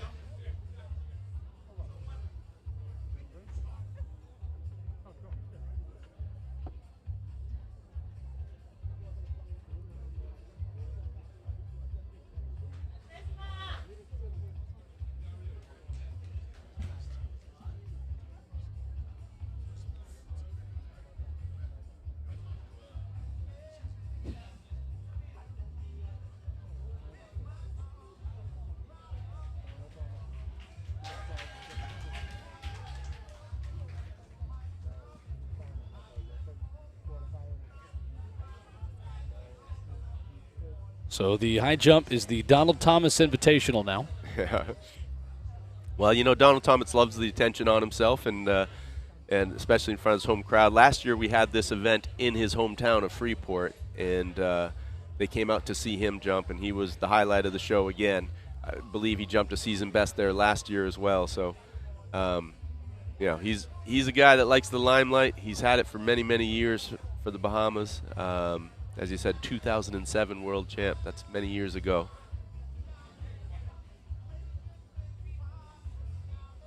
It is difficult to compete in this event specifically at such a high level for so long. There's no doubt.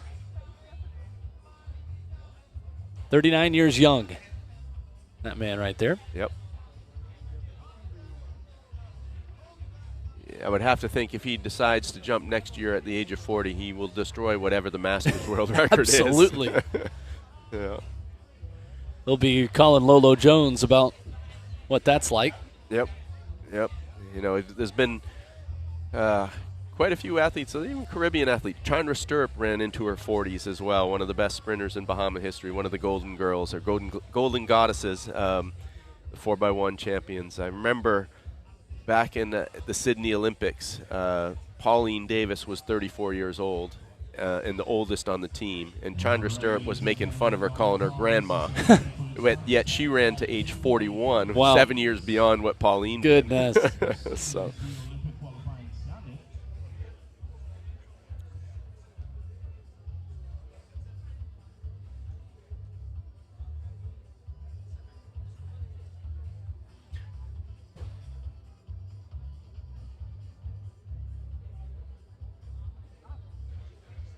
And the first jump for Thomas, not quite good enough.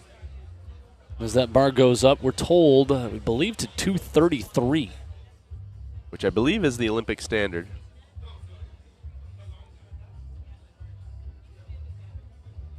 Which very few people in the world have hit that 2:33. But like I said, they encourage athletes to qualify by the ranking, so they have made, in particular, field events, the qualifying marks are extremely high. Yep, 2:33. You are right. That is a logical next step for the former world champ. Yep, with the victory locked up, why not? Go for it. And already well in that rankings quota as well, 14th in it at the moment. So he's in good position in that regard. Of course, Bahama Games in a couple weeks. As we see some of the 200-meter runners walking over to the start line.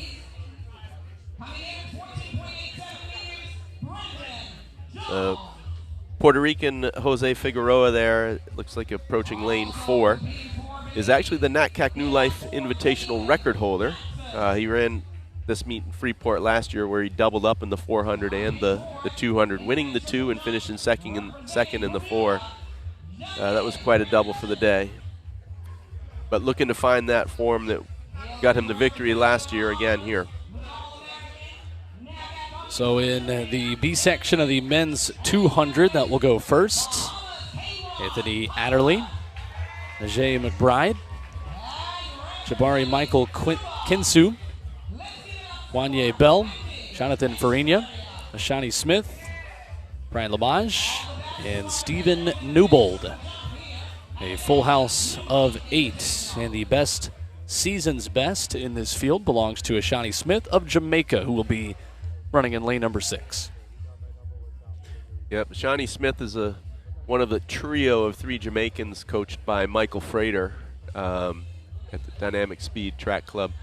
Michael Frater himself was a world silver medalist in the 100 meters in 2005, and one of the fastest Jamaicans ever at 9:88 in the 100 meters that he ran in Lausanne. But has become quite a coach now. He has about 15 young Jamaicans he's coaching now, and you'll see 3 of them running here tonight. Probably the most notable athlete in his camp is Akeem Blake, a sub 990 100-meter sprinter, one of the top 100-meter guys in the world.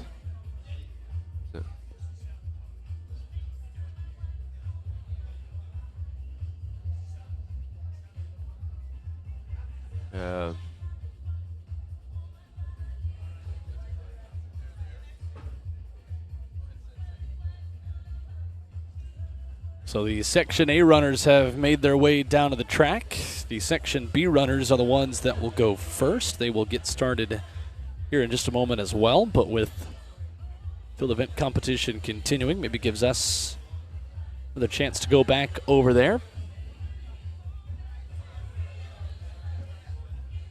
The bar is at the Olympic standard at 2:33 for Donald Thomas. At least this crowd will not mind.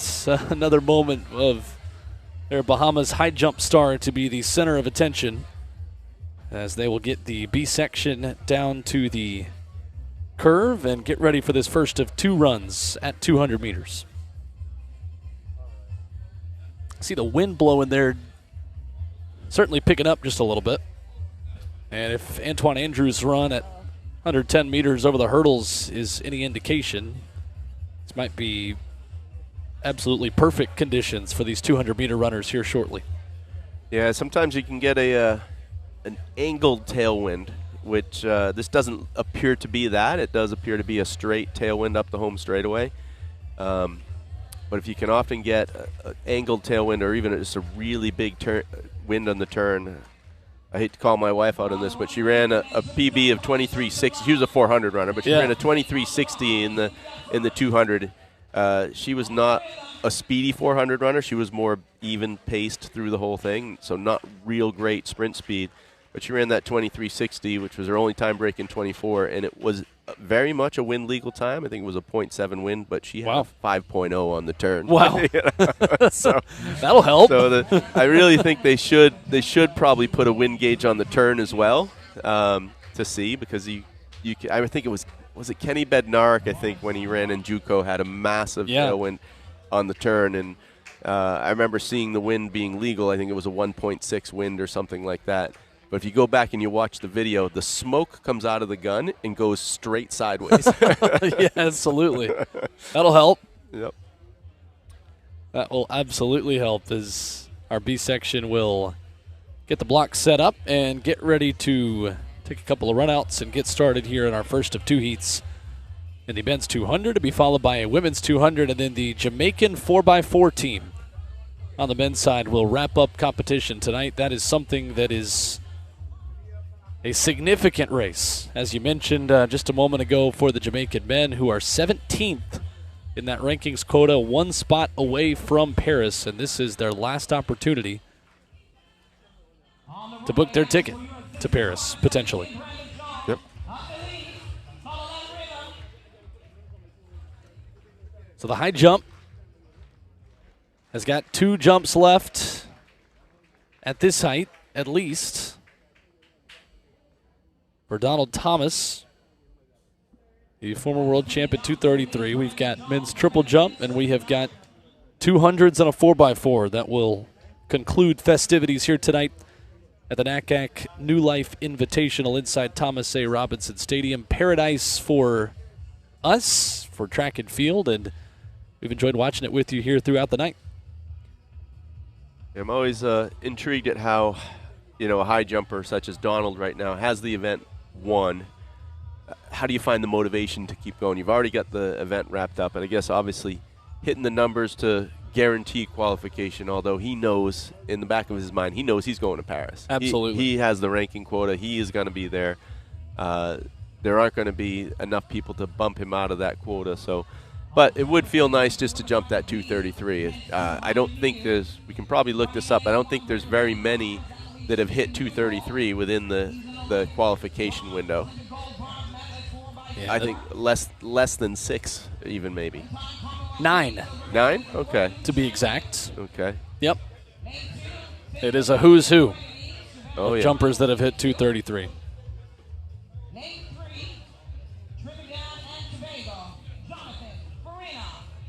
So now we're ready for the first section of our men's 200.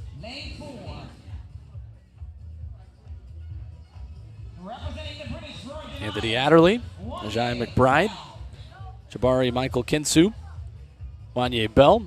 There is Jonathan Farina, Shawnee Smith, Brian Lamage, and Stephen Newbold. Yeah, it's a great opportunity for 2 young Bahamian athletes in lanes 1 and 2. Based on travel issues and whatnot, and just athletes pulling out of the competition, we ended up with 2 open lanes, so we called up the 2 local boys to come in and get an opportunity to race.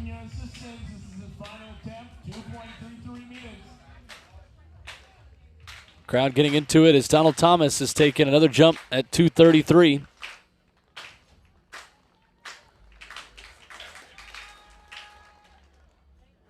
And is unable to get it. If he had gotten it, this place would have absolutely exploded, no doubt about it. And he'll get a nice round of applause. Donald Thomas, that was his 3rd and final jump. Missed it out of the Olympic standard, but picking up the win. He is comfortably in that rankings quota in the men's high jump. The 39-year-old still competing at a very high level. So, first of 2 sections is ready in the men's 200.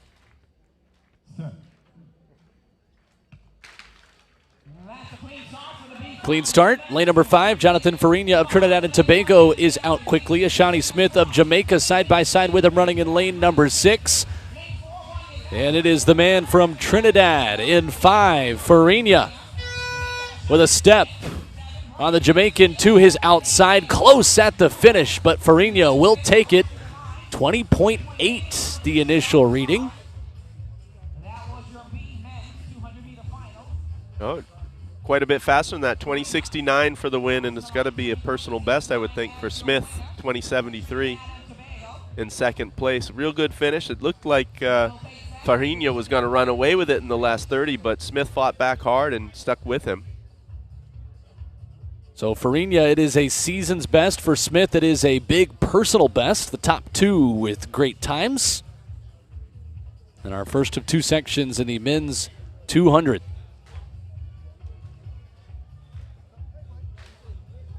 So from Section 1 to our A heat that is getting ready now. In lane number 1, you'll see Adam Musgrove of the Bahamas. Andrew Stiles of the Bahamas is running in 2. Jamaican Jaziel Murphy will be in 3. Puerto Rican Jose Figueroa in 4.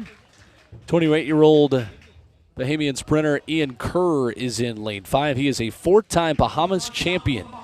Won the 200 last year, helped Bahamas to a 5th-place finish in the 4x100 at the World Relays. Barely in at the moment, according to the rankings quote, of 43rd.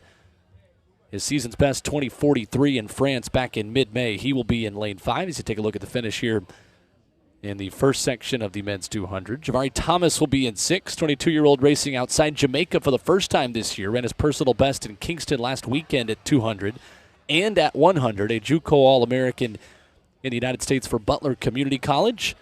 Jaleel Kroll, British Virgin Islands, 21-year-old who made the NCAA championships running for the University of South Florida out of Tampa. He will be in 7, running 20:47.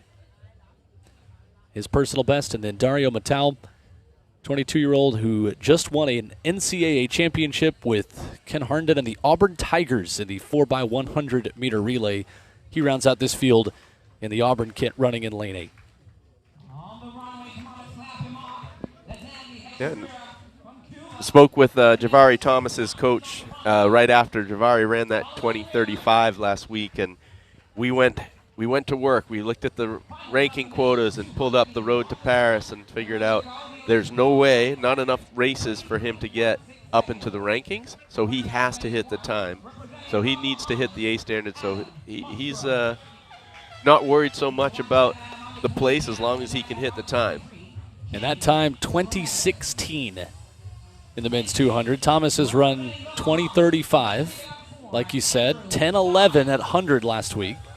He is in good form, and he will be the runner to watch in the orange and black, running right there in lane number 6, looking for the Olympic standard.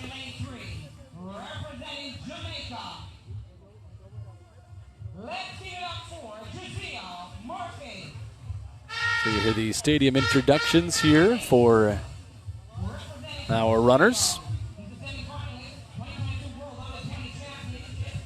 It's maybe a false start on me. I think I jumped the gun this time. Just don't disqualify me from calling this race. Okay, you can't do that because then I would have to do it. Here's Ian Kerr, the 28-year-old, 4-time Bahamas champ. And the 22-year-old Javari Thomas. This young man's got a bright future. Lane 7, representing the British Virgin Islands, Jaleel Kroll. And lane 8, representing South Africa, Dario Matau. That's your lineup for the finals of the men's 200 meters. Next on the track. So this is the final in the men's 200. Javari Thomas of Jamaica, the man in form. An excellent field of Caribbean athletes ready to race here under the lights in Nassau.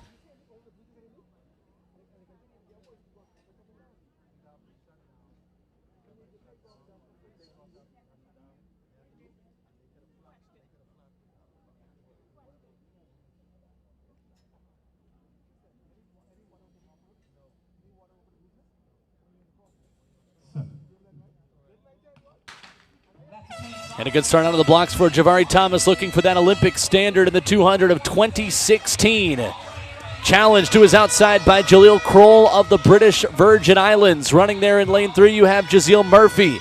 Even with 50 to go. Ian Kerr has a step. And it's Kerr side by side with Kroll on the outside. Too close to call.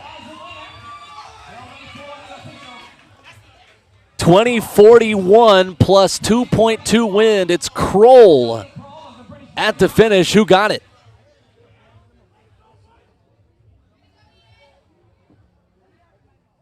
A great solid run by Kroll.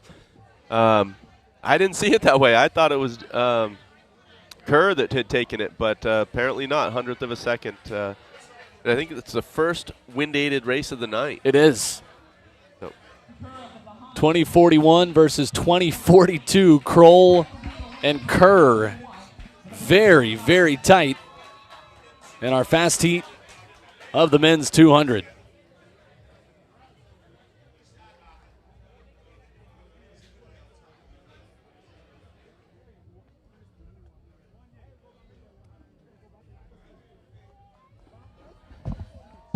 So that wraps up the men's 200. The women's 200 is on deck. And downstairs, Philippa is with our winner.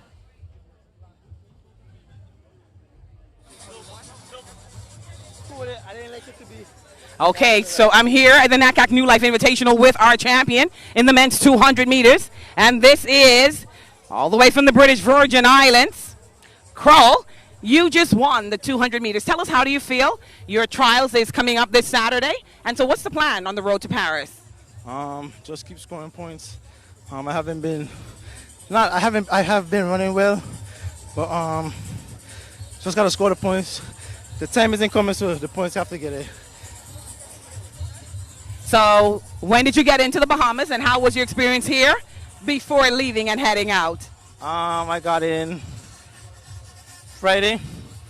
Bahamas been good to me. Last time I've been here was 2018 Carousel. I loved it. And being back here, taking the win, feels amazing. Well, of course, we're so happy that you chose to be here with us at the NACAC New Life Invitational. You take away the champion, the gold, and we wish you all the luck at your home trials coming this Saturday. So thank you, and once again, have fun while you're here in the Bahamas. All right, thank you, Philippa. Women's 200, men's 4x4, all that is left on the track here inside Thomas A. Robinson Stadium in Nassau. And men's triple jump, that continues here as well. Yes, Janai Parent-Chief looks like he's on the runway here, the Bermuda athlete.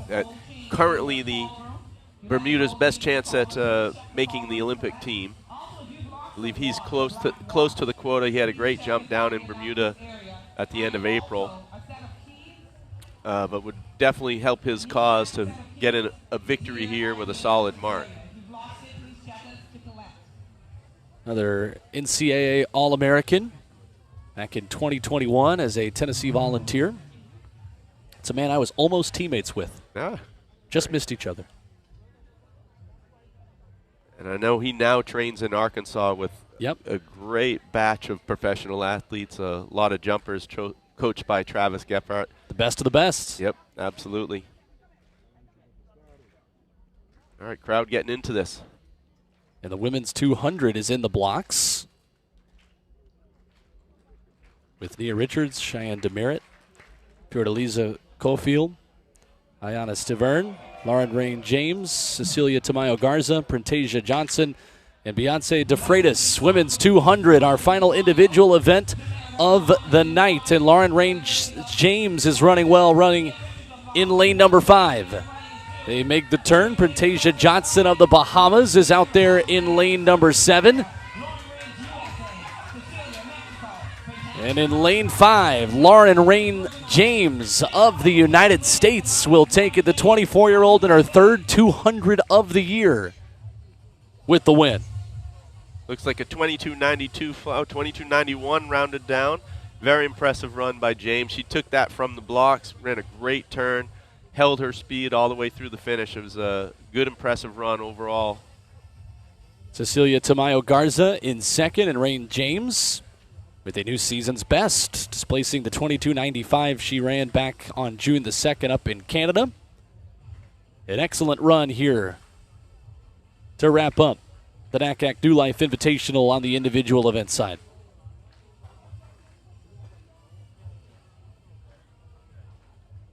So Philippa will catch up with Lauren in just a moment. You see the times right there. And Philippa is ready with our winner in the high jump, and a man who got this crowd very excited here tonight. Philippa? Right back here at the NACAC New Life Invitational. I'm here with the champion here for the NACAC men's high jump, none other than our home soil native all the way from Grand Bahama, Donald Thomas. Donald is now the new record holder for the NACAC New Invitational, jumping on his third attempt this evening, 2.28 meters, and surpassing the old record of 2.26. Tell us, how do you feel? First off, I'd like to thank God for this victory and for allowing me to be here. I feel pretty good. Donald, you've been around 2007. You were the world champion, and you have stuck it out and stuck at the highest level of competition from 2007 to date. So tell us, how have you been doing it, and what's up for our nationals coming up in 2 weeks? I mean, I just work hard every day. I got a family who depend on me. I got a country depending on me, so I just go out there and give it my all every time, and sky's the limit.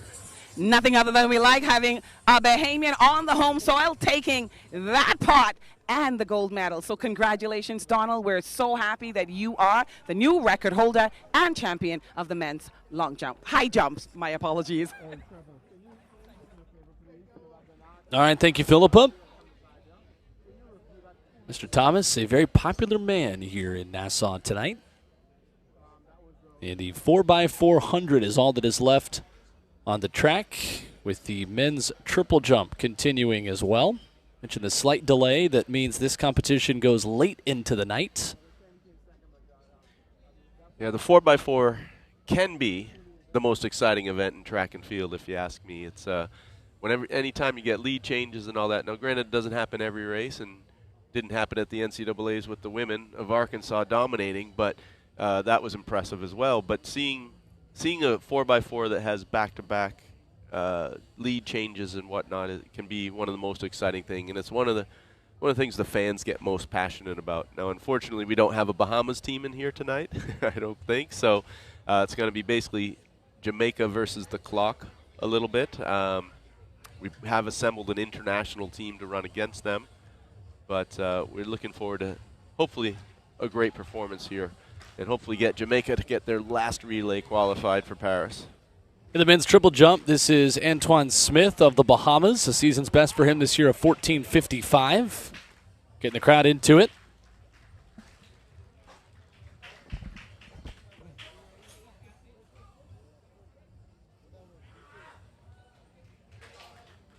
And Antoine Smith will watch the board here. Looked content with that one.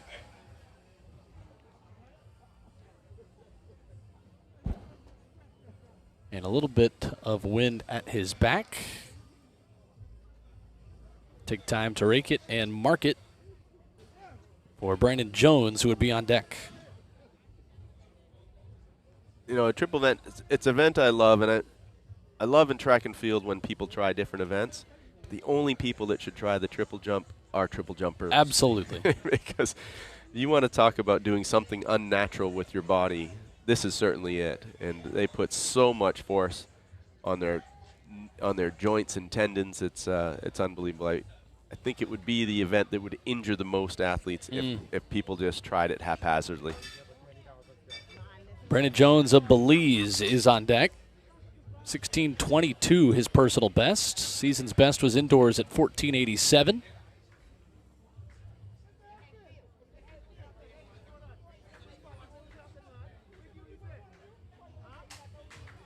And here comes Mr. Jones.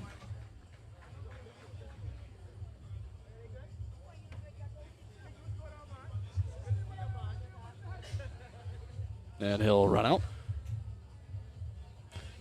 Let's go downstairs where Philippa is with our winner in the women's 200.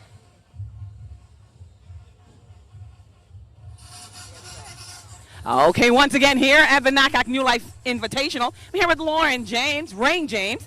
Lauren, you are the champion here at this competition. Tell us, how do you feel about the Bahamas and the time that you just ran? I love the Bahamas. It's so amazing. It's great weather. But I'm just so grateful to God and to Jesus for allowing me to be here. And after having so many years of injury, for like 5 or 6 years, this has been my first healthy year back, and I'm so, so grateful. So I'm just happy to be out here. Nothing more than thanking God for that great health. So what's next for Lauren? And we're going to wish you all the best with that, of course, but tell us what's next. Just running some more meets, getting back into shape, and then get ready for World Championships next year. So we're going to see Lauren at World Championships next year in the 200 meters. Congratulations, and thanks for choosing to be with us here at NACAC New Life Invitational. All right, Lauren Rain James, a happy winner here tonight in the 200. is Jalen Jackson, who just jumped in the men's triple jump. And that should bring up Janai Parent-Chief next. And training in Fayetteville, Arkansas.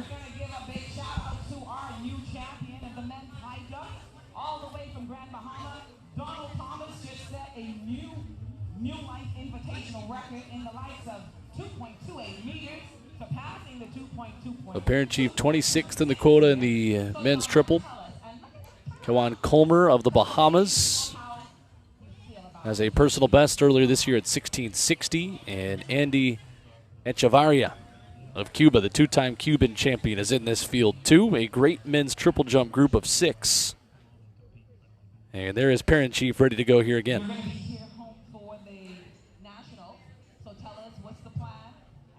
And this is poetry in motion when he hits a big one. And he'll ask the crowd to help him.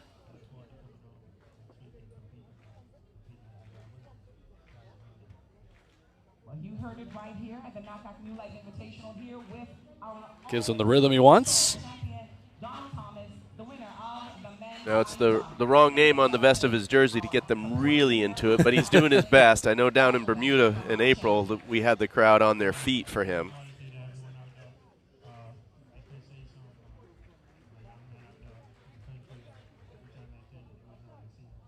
Oh. An extra step. Yep, a couple extras. It's not the quad jump, it's the triple jump. So well, he'll go back to the drawing board before this next one. There you have it. Donald Thomas giving us a young man some encouragement to come on. So Kawan Colmer and Andy Echevarria rounding out this 1660. Personal best earlier this year. One of the local athletes, not just by nationality, but also lives and trains here locally. So coached by Demarius Cash, former 400-meter hurdler for the Bahamas. Wait to see what that mark was. And Andy Echevarria, the Cuban champion, will be next.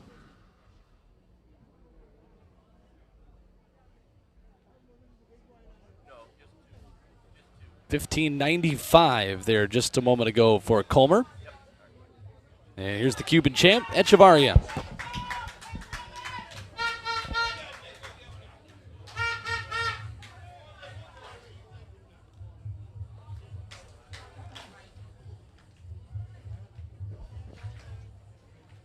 So Echevarria here, and then our 4x4s coming up in just a moment, as the Jamaican fans will watch closely to see if their side can book their ticket to Paris.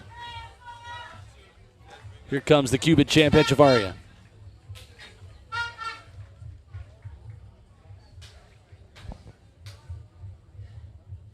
And the red flag for the Cuban.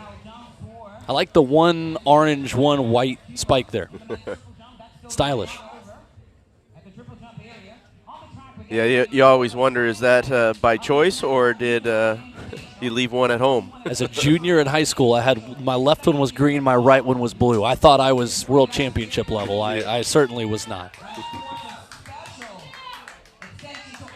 All right, so the men's 4x4 is all that is left on the track here tonight at the NACAC New Life Invitational.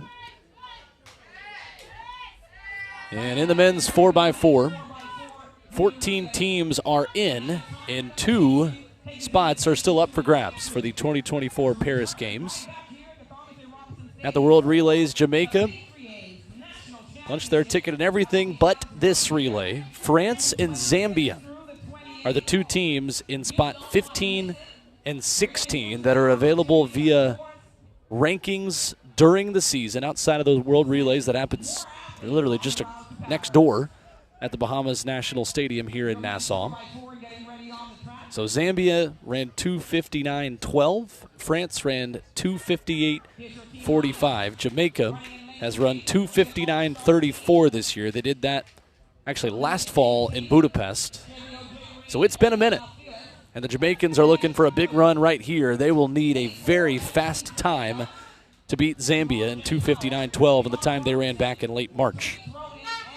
Yeah, I think it might be a big ask. I know Jamaica does not have with them Antonio Watson, who's preparing for their national championships. He's, of course, the world champion from last year in the Open 400. He would be a great asset to this team right now, but they've still got some very accomplished athletes making a go at it. So you've got Barbados and 2 teams from Jamaica. Well, the second team, the inside one from Jamaica, has Jamaica running the first 2 legs, but it's actually an international team. Okay. Not sure which the composure of the other athletes. I think Dominica's on there, so, and it was supposed to be an American on there, but I don't see him there. So we'll have to see. But if nothing else, they'll have some company for the first parts of the race here. Barbados this year has run 3:02.12, ranked 25th in the world this year. Still an excellent time. And the Jamaicans right there on the bubble of missing out on the 4x4 in Paris. So this is the last chance. And it has obviously been a pro-Bahamas crowd all night, but the horns and the Jamaican flag are still very much in the building. Absolutely.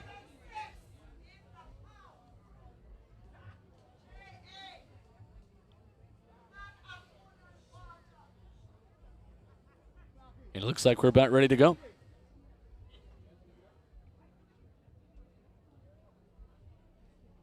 So lane 4 is the Jamaican team, full Jamaican team, running against their countrymen on the first 2 legs. Hoping to see, a split time of 45 low for the first leg and averaging 44s for the rest of the crew here. Final event of this NACAC New Life Invitational 2024.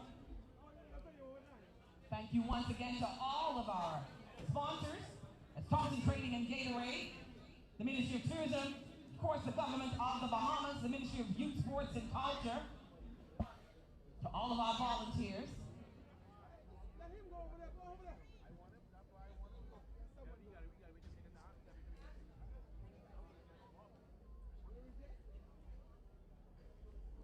All 3 teams ready. So is the starter. On your mark. Here we go. 2:59.12 of Zambia. The time to beat.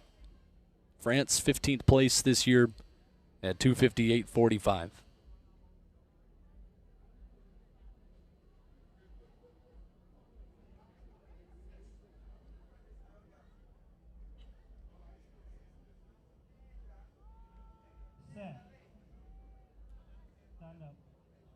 And they'll stand him up. The suspense will build just a little bit more.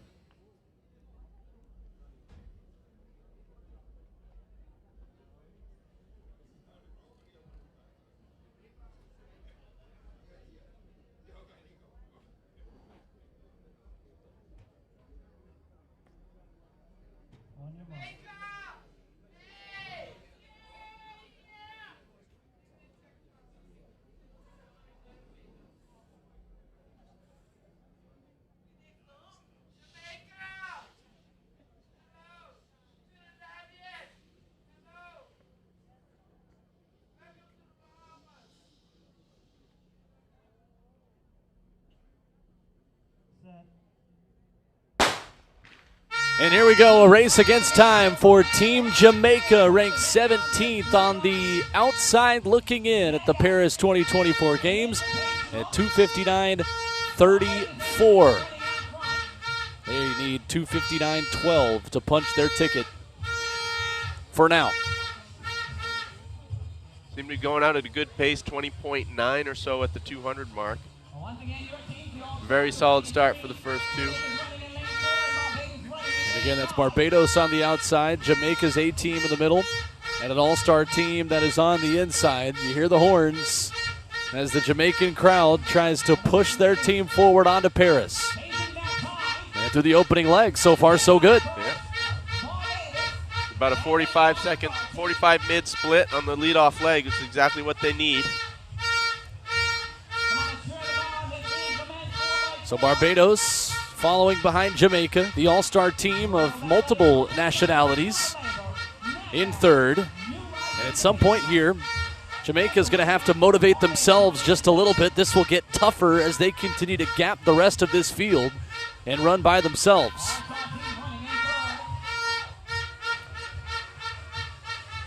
So we're continuing to watch the clock here. Yeah, they'd be looking for about a split time to be under 130 at the halfway mark, but they look to be right at that, or just about, maybe a hair over 130 right now. About 129 high, maybe right over 130 for Team Jamaica. Again, Zambia with the last qualifying time at 2:59.12, holding that last ticket to Paris. They're certainly making a go for it. Beautiful first half of this leg here for Jamaica. And this is going to be close. This is going to be close. We'll be on the edge of the seat here for this one. They're putting themselves in position to hit this time, that's for sure. So Team Jamaica is trying to go from paradise to Paris. Onto the anchor leg, right on schedule. Right on the edge at 2:14 and 2:15. Yep. So it comes down to the anchor leg. 2:59.34, the best time this year for Jamaica. They will send every other relay to Paris. Can they send this 4x4 as well? Into the final 200. They need 2:59.11 to knock Zambia out. It's going to be very close. Inside the final 100, Jamaica, a race against the clock, doing a lot of work by themselves here tonight. They need 2:59.11. Oh, and they're close. Just outside of the time they needed. Looks unofficially 2:59.78, but boy, what a go. They made a great run at it. Mad respect to them running that essentially solo. 2:59.75, just off of Zambia and best off of their best time of 2:59.34. Yeah, great effort and great job by Coach Mark Elliott, the head coach for Jamaica, putting this team together. Tough to do it without the likes of Antonio Watson, but these guys, mad respect for them. They made a really good go at it. Get sub 3 on a solo run is pretty impressive.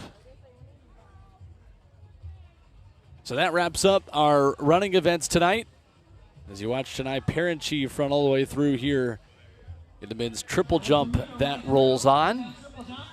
Paul, we opened the meet talking about how this was an Olympic trials for a lot of Caribbean nations, a lot of smaller countries, and a big chance to rise up the world rankings. We saw some big names from these Caribbean nations do exactly that. Yeah, absolutely. And I think just going from memory and what I witnessed, I think Sage Walker, Alana Jurkic, and Paula Vasquez each helped their causes here tremendously. I think it set them up to make the Olympic team. If they did not have this meet, none of them would be making the Olympic team. They now have a good chance, and this is the reason we put this event on, give these athletes in the NACAC region the opportunity to get to Paris.